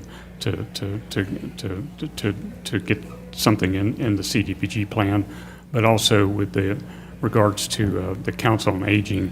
I'm hopeful that as our budget time comes around, that when it gets to this body, that we'll be able to address the needs that they have as far as transporting their clientele to and from where they need to be. So that's all. Thank you. Just one moment, Commissioner.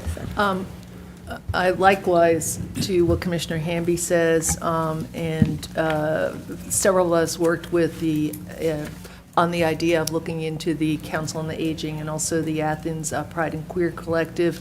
The second group has realized that there's certain points having to do with the application that they need to work on further, and I appreciate their working with us. On the Council on Aging, I would appreciate, I would have rather covered that here than extend more expenses that we need to address in the general budget. But I did review the independent agency budgets and the money that's going to the Council on Aging, some of which is going for transportation. And I would appreciate it if managers, not tonight, could give us some information to clarify why there are this money for transportation and the CDBG applications, and also in the independent agency, and if there's a difference between how those monies can or are being used. So that's for future information. Thank you. Commissioner Fisher. And we talked about this earlier also, I do want to see some consistencies between what our vision committee, how they score our nonprofits compared to how the staff scores the nonprofit, having one the vision committee, one for the Council on Aging, staff had a 10, why was there such a discrepancy in there? So hopefully we can work through that, for them to work together, work with the vision committee for what they're doing, and maybe give them some more training for what they're looking at, and then what staff is doing, what they're looking at when these nonprofits come to ask for these monies. So. Okay, thank you. So Commissioner Fisher, we are planning to reimagine what the vision committee process looks like. I know staff has some really good ideas, so we expect next year it'll look a little bit different. Thank you. Commissioner Wright. Commissioner Myers, I wanted to share that after we had our talk about this topic and the Council on Aging, that I did speak with the mayor, and he did, I suspect will be happy with his budget when it comes forward and his allocations, so that might be solved when we get it versus us, like you say, looking for how to fill that out. So that might relieve staff from having to give you that comparison. If you just wait at the end of April, we'll get the mayor's. It sounds good. Okay, Commissioner Hull. Yeah, I want to thank the, numerous colleagues, Commissioners Wright, Fisher, Myers, and Hamby, for their collaboration on potential commission-defined option. Not every explored commission-defined option becomes one we introduce on the floor, but oftentimes they bear fruit. And I also really want to thank HCD staff, especially Melinda Lord, took a lot of time with us, and I know many others. I know HCD staff is very much available to any of the applicants who are not getting awarded by this, as well as any others who may be interested in exploring next year, to kind of walk them through the process of how to strengthen their applications moving forward. And I just really want to express appreciation for what I believe is true, which is that even though we're not getting funding to everyone through this, and even though we haven't found a way to work in those two agencies that we were exploring potentially working in, I think there is real progress to be made on those agencies getting further support outside of this agenda item. Thank you. Any other comments?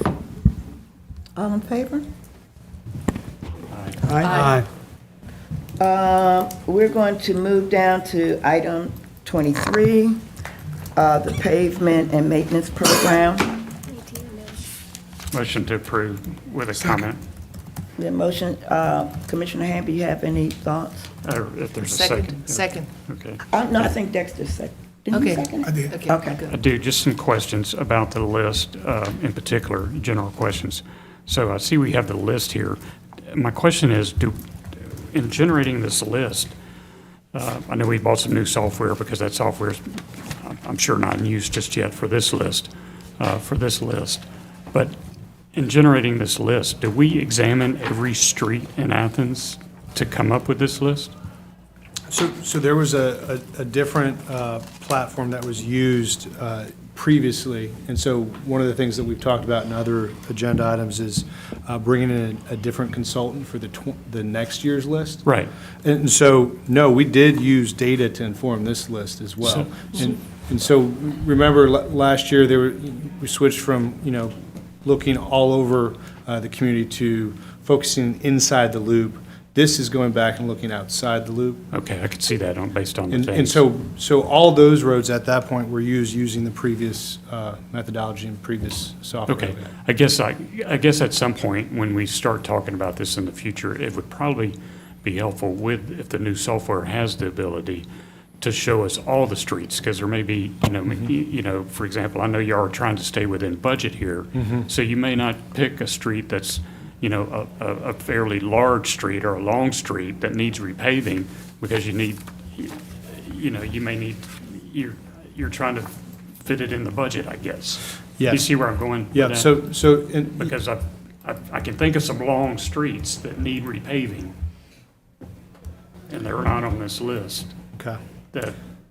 And I'm imagining it's because, or I'm assuming it's because you're trying to hit a broader area. Well, I think, you are correct in the fact that we are using all the money we have right now Right. to conduct this year's pavement list. These ratings were based on work done in 2019, so, just to confirm, but staff then goes back out and they confirm that with and verify the condition and need, right? So there's an original data list. We're going out, we're verifying that. With the new system and the new consultant, there will be opportunity for collaboration and discussion about what that software is showing. And I think that's what you're inferring is there going to be a discussion at that point. And I think that's the case. Okay, and the final point is, I'll just make this case again. I know asphalt costs have gone high. I don't know if they're going back down anytime soon, but, at some point, we get monies coming in through T-Splost, and, a way to move this along faster is to have more money in each year's T-Splost allocation, or to also have more than one contractor out there doing the work, to help us move things along. Because I think that's one of the, this is one of the things that we're responsible for, but at any rate, I just want to make that point, and I'll keep making it until somebody hears me. Okay. Who seconded it? I think Melissa had. No, but who seconded this? Wasn't it you? Yes, Yeah. Ms. Dexter. Also, you get the next open for comment. No comment. Okay. Yeah, I just want to point out, I guess for the public's knowledge and for anybody who wasn't here when we did this last year, and we had a really lengthy discussion about it last year, is, why some roads seemed like they were being put aside even though there was high need. But because of the way the contractors work, they focus on a section, like a geographically section. So you see they're in clusters. So there might be some roads that seem like they're not getting paved when there are other roads, that might not seem like they need as much, but this is how you save money and you focus on a whole section. And, there was a lot done in town last year, especially in a lot of my neighborhoods in my district. And folks are really happy with the paved roads, but they're also noticing that speeding is up. People are more likely to go a lot faster when you have a nice slick surface. So we really need to pay attention to traffic calming in those neighborhoods. And, that's one thing that I'm going to be focusing on. And I also want to point out, when there's a road being repaved, this is the ideal time for restriping that can also help with traffic calming. When Rock Springs got repaved a couple years ago, I pointed it out, and they did an analysis of it, and they were able to restripe it. And, just with laying down some paint differently and marking out some parking spots, we were able to get some really significant traffic calming on that street, and kids can ride their bikes to Clark Central now. I ride my scooter down it, and it feels so much different. And I know the neighborhood is really grateful you can actually cross that street now. So I just want to remind anybody that if there are streets that you see on this list that you know could use some traffic calming, reach out to staff and see if they can do some analysis where some simple restriping can make a huge difference on the safety of that road for pedestrians and cyclists and auto users as well. I will say that during last budget season, we talked about putting money towards traffic calming. It didn't fly. So maybe it'll come back up this year in the budget. That's just a thing I remember. We did. There's a whole lot of money in NTMP, but it gets used quick because everybody wants it. Well, this year we'll look at it. Okay, more so. Yes. I do have one comment that maybe staff can help me with. I want to thank Sarah for being so helpful. One of the streets I had mentioned, and Commissioner Link probably know about this too, is Fritzmar. Oh, yeah. I'm not sure why it wasn't completed. So how do we get a street on the list? So, staff does look at the data and the ratings of the roads to inform what is on the list. So what you see are the roads based on their current scores that are in the worst condition. Now, to Commissioner Link's point, then is focused on geographical location. You need to go and so staff is more than willing to go out there and look at a specific road and give you more feedback about why that road might not be on the list this current year. Yeah, and Commissioner Link may have a little bit more insight. Because I battled that. Real quick, though, but that's an opportunity as we move into a new system, a new rating system, a new software platform. To Commissioner Hamby's point, there will be a lot more data about specific roads, and we can share that with you as we move into '24. Unfortunately, there is no other funds in this year for additional roads, right? So, if Mayor and Commission get into looking at adding roads in this year, we just don't have the money for it. We're currently at budget right now. Yeah. Fritzmar doesn't even have the opportunity, that little chunk of Fritzmar doesn't even have the opportunity to make it to this list because it's not paved. So it has to be something outside of this process, this repaving process, in order to initiate the actual paving of that chunk. And I'm sorry, I wasn't speaking to the dirt roads policy, which we had conversations with Commissioner It wasn't Culpepper paved about. because the developer who developed that hospital facility out there had promised to pave it when they did phase 2 of their project. Phase 2 of their project never happened. Yeah, I was speaking more to how do you change the roads on the current list, but if it's a dirt road, and what we have shared with Commissioner Culpepper is, we would encourage y'all to look at a dirt road policy and potentially think about, if there's somebody in the community who wants to put forward a T-Splosh project to address all the dirt roads or some strategy to bring those roads where people who live on dirt roads and don't want them to be dirt roads anymore have the opportunity and funding during a T-Splosh to actually deal with all of them. So that was, something we talked about. Can I add something about Fritzmar? This is just another reason why when we have new development projects come through, that we mandate in the approval of those developments that the infrastructure be completed. So we don't just say, oh, you can complete that with your next phase. Well, that next phase might disappear into the ether like it did with Fritzmar. And sorry I missed your question, Commissioner Fisher, but if you want to talk more about dirt roads, we're happy to. She's completely right. It is more of a dirt road, but when I rode down, I'm like, whoa, what in the Yeah, it's bad. So it's bad though, so yeah. Okay. I just want to make, sorry, I just want to make sure when we're putting these roads on this list, we're taking into consideration future projects, i.e. sewer projects or water line replacements are not going to go down that road. For instance, Fortson Road was repaved last year. Exactly. Now we're in the middle of this huge sewer project there. So we've got a brand-new paved road, and we've got heavy equipment going up and down the road. That's right. Doesn't make sense. Commissioner Myers? We appreciate that.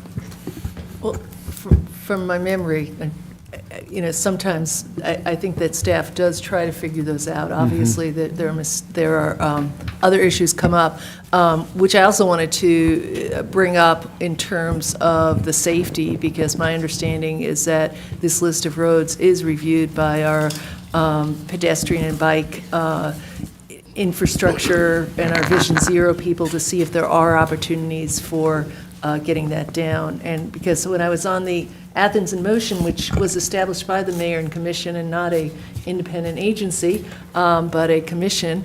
That was one of the things I remember getting reports on. The Transportation and Public Works had looked at paving projects to see if there was an opportunity to do some other safety issues at the same time, and they would talk to us about that. Yeah, and Commissioner Culpepper, just to answer your question, yes, staff in TPW does coordinate with PUD, and we try to do our best through that collaboration. Sometimes, things do change, and there's emergencies or projects that were missed. So to your point, that's something we're focused on. And yes, we also have conversations with AIM, to your point, Commissioner Myers. Okay, great. Any other thoughts? All in favor? Aye. Anybody opposed? Okay. We're going to move down to item number 24, the intergovernmental agreement with Winterville for tax collection. Motion to approve. Second. That's fast. No, ma'am. Ready to vote?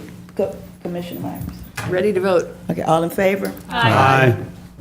Number 25. Motion to approve. Second. Any thoughts, Commissioner Hall? I'll just say, documents like this are quite dense and very important, and they sail through without us often giving them much attention, but they require a lot of work by our staff, especially in our attorney's office. So I just want to give a shout out to them, working short-staffed, pulling off documents like this all the time that we don't fight about. So, yeah, thank you.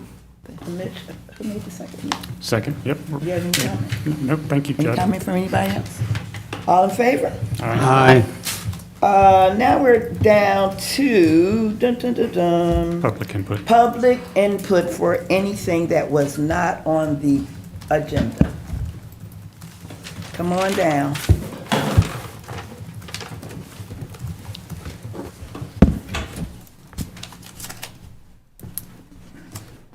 State your name, Hi, Danielle Calenti, my address? if you want. Okay. Well, it's 375 Holman Avenue. Okay. I know I sound like a foreigner, but I'm actually a voting constituent as of a year. This is about the 4th of July fireworks display. I'm a volunteer at the animal shelter, and I know some of you have visited the animal shelter. I don't know if all of you know where it's located. It's one street away from the airport, and I was informed very recently that for the third year, the 4th of July fireworks are going to be held at the airport. So Athens has one animal shelter. Any stray, injured, abandoned animal that gets picked up is taken there. And so we have a building full of traumatized, abused dogs and cats. In my opinion, and I speak for a lot of people, this is the worst possible location to set off a bunch of explosions. These animals are traumatized. We get as many as we can into temporary foster homes, but a lot of these animals are not allowed to leave the shelter because they haven't been fixed yet, or because they're on stray hold, or cruelty cases, whatever. They can't leave. They have to stay there, and they have to endure the explosions. Please pick anywhere else in town. I know it's not your decision. I know it's the city manager's. I don't know what possessed you guys to pick that location. Please pick anywhere else. Thank you. Thank you. We received a lot of email, I have, about that situation. You've received them too? And I'm just wondering, are we receiving them, and staff is receiving them? Y'all are receiving. So, yeah, that's interesting. Yeah, have you discussed anything? No? Well, you could discuss it later, but I just wanted to make sure it was on your radar. That's all. Okay, thank you. Yes, sir. Just want to make a quick public input on the holding motion for the firefighters. There's a chance that there may not be as much due to just lower amount of people coming to that meeting in the future. There may not be as much public input on that meeting, but I just hope it is known by the commission that that input will still remain there for the firefighters in the adoption of the ordinance. Thank you. Thank you, sir. Anybody else before? Okay, Mr. Flanagan. Broderick Flanagan, P.O. Box 295, Athens, Georgia, 30603. I'm here to speak in support of one of the residents in my zone, actually, Ms. Danielle. She lives in my zone and asked me to speak to the issue as well, just to offer support. And so I just want to reiterate some of the points that she brought up about the animal shelter and the animals there. Just taking into consideration and trying to find another location for the fireworks to happen if possible. Thanks. Thank you. Anyone else want to share? Okay. Well, I'm going to turn it over to our clerk, Madam Clerk, to share Mayor Kelly's report. Thank you, Madam Mayor Pro Tem. So on behalf of Mayor Gertz, he would like to recognize some of our organizations that have adopted a highway. We have 4 organizations that have agreed to help maintain litter-free roadways, and they are as follows. Our Athens Area Democratic Socialists of America have adopted Vine Street between Peter Street and Nellie B. Avenue, and Nellie B. Avenue between Vine Street and Winterville Road for a total of 1 mile. Creature Comforts Brewing Company has adopted the 4 Chase Street Loop 10 on and off ramps for a total of 0.5 miles. Mi Familia Vota has adopted Baxter Street between Alps Road and Columbus Avenue for a total of 0.8 miles. And Online Instrument Systems Incorporated has adopted Whitehead Road between Tallahassee Road and Jefferson Road for a total of 1.55 miles. So we just want to commend them and express our sincere appreciation. Thank you. Attorney, do you have anything you'd like to share? No, Madam Mayor Pro Tem. Manager?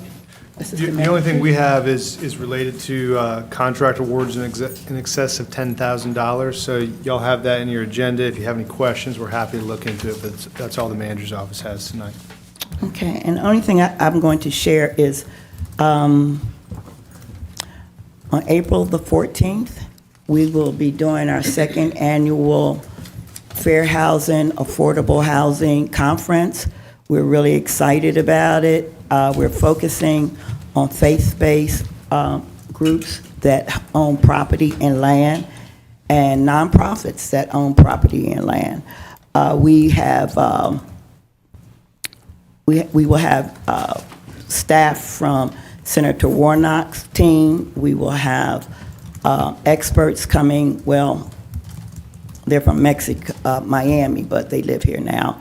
Professional architects. We will be greeted by Bill Cowser that will share some of the housing initiatives that did not pass.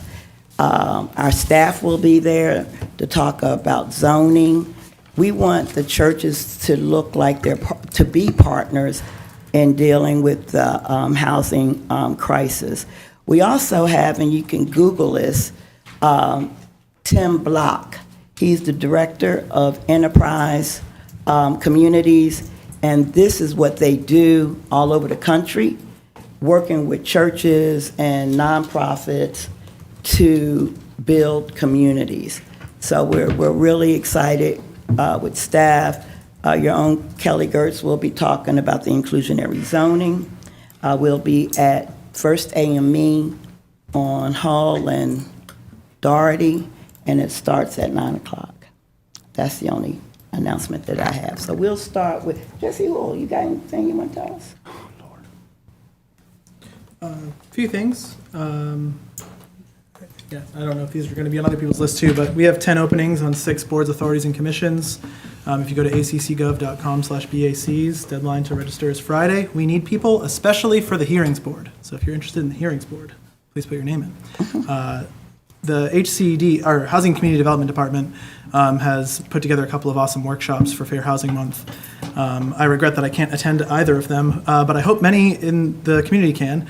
So one is this Thursday, April 6th, from 5:30 to 7:30 at the library, and then there's a lunch and learn next Thursday, the 13th, from 11 a.m. to 12:30. And if you register for that latter one with a staff member from HCD, you can get lunch. And then a few things on my agenda.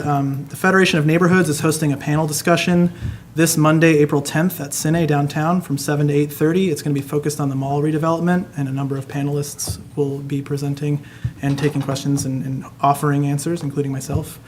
The next District 6 community cleanup will focus on Lavender Road, be partnering again with our neighborhood leader, Christine Bice. That's going to be Sunday, April 23rd from 4 to 6 p.m. We'll be meeting at Monsignor Donovan Catholic High School.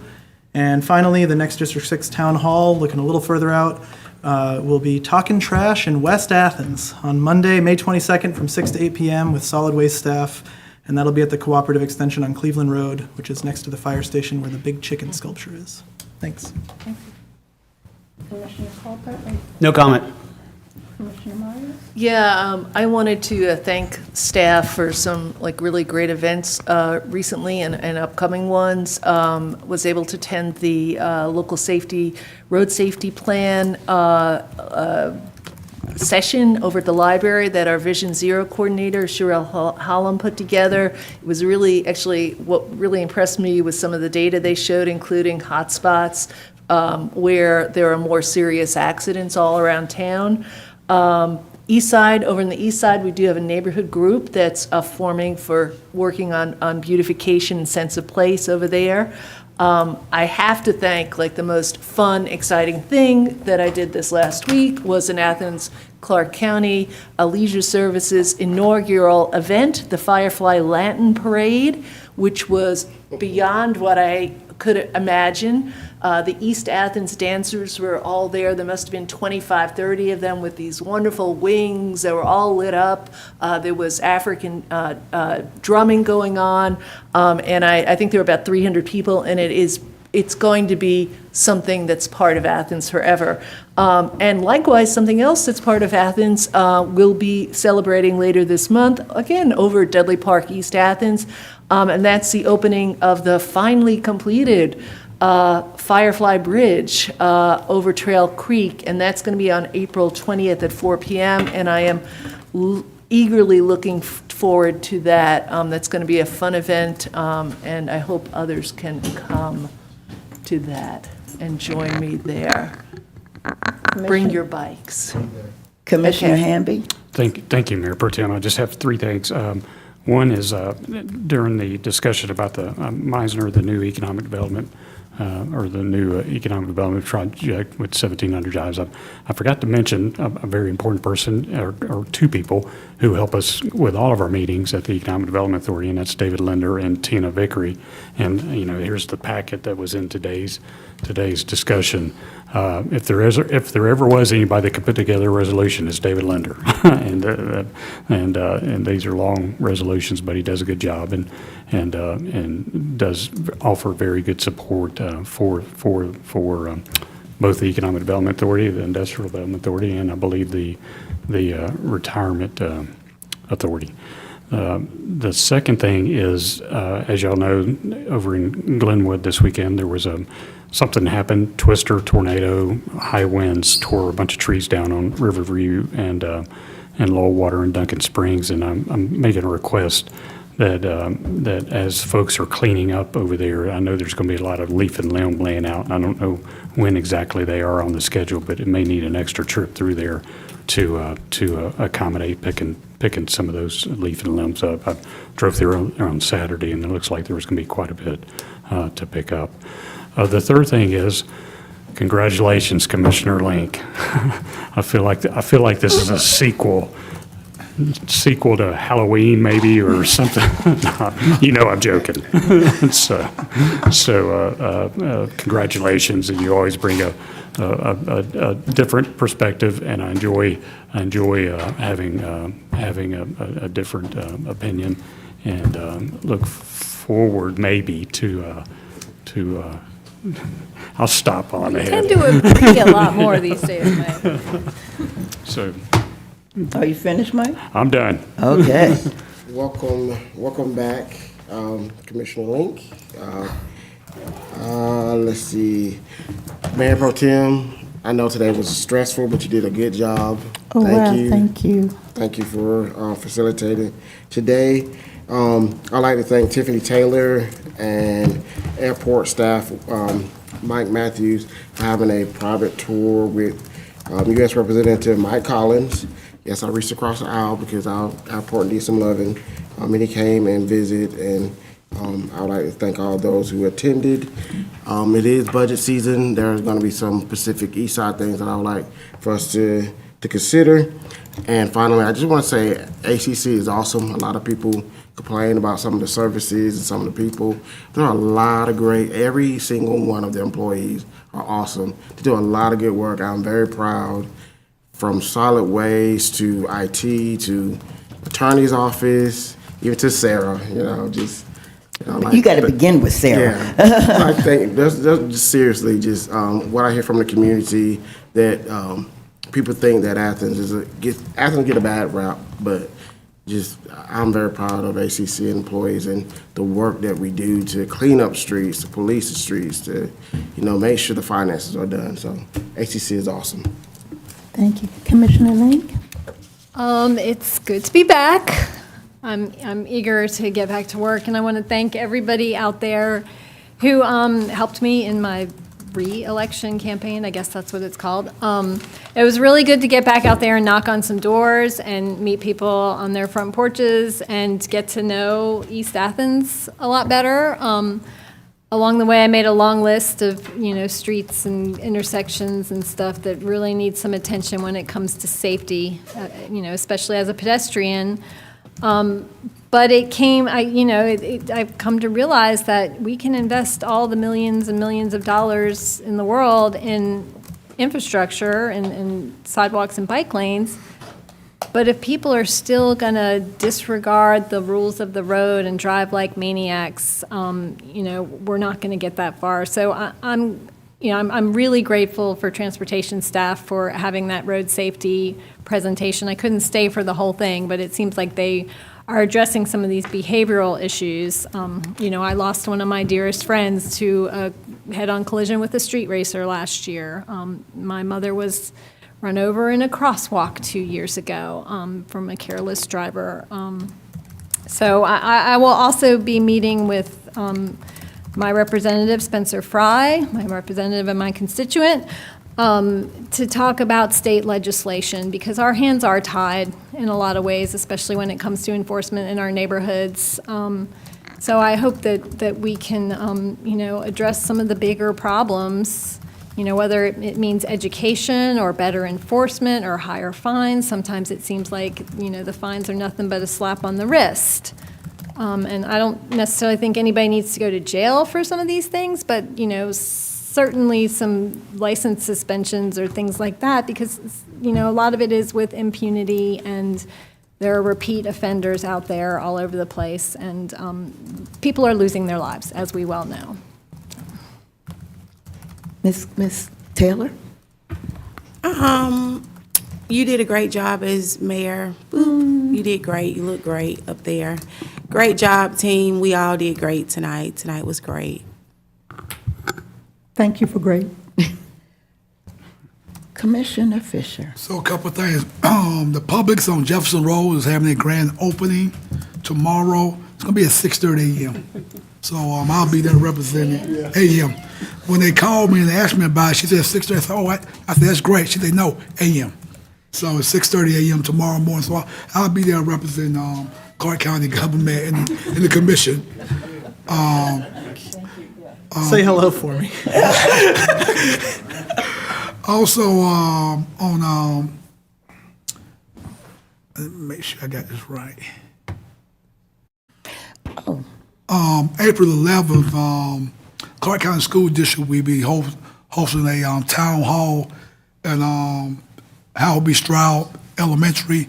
I'm going to miss the work session because they asked me to be on that panel since I campaign on youth development. So I'll be over there on next Tuesday for that particular from 6 to 8 at Howell B. Stroud.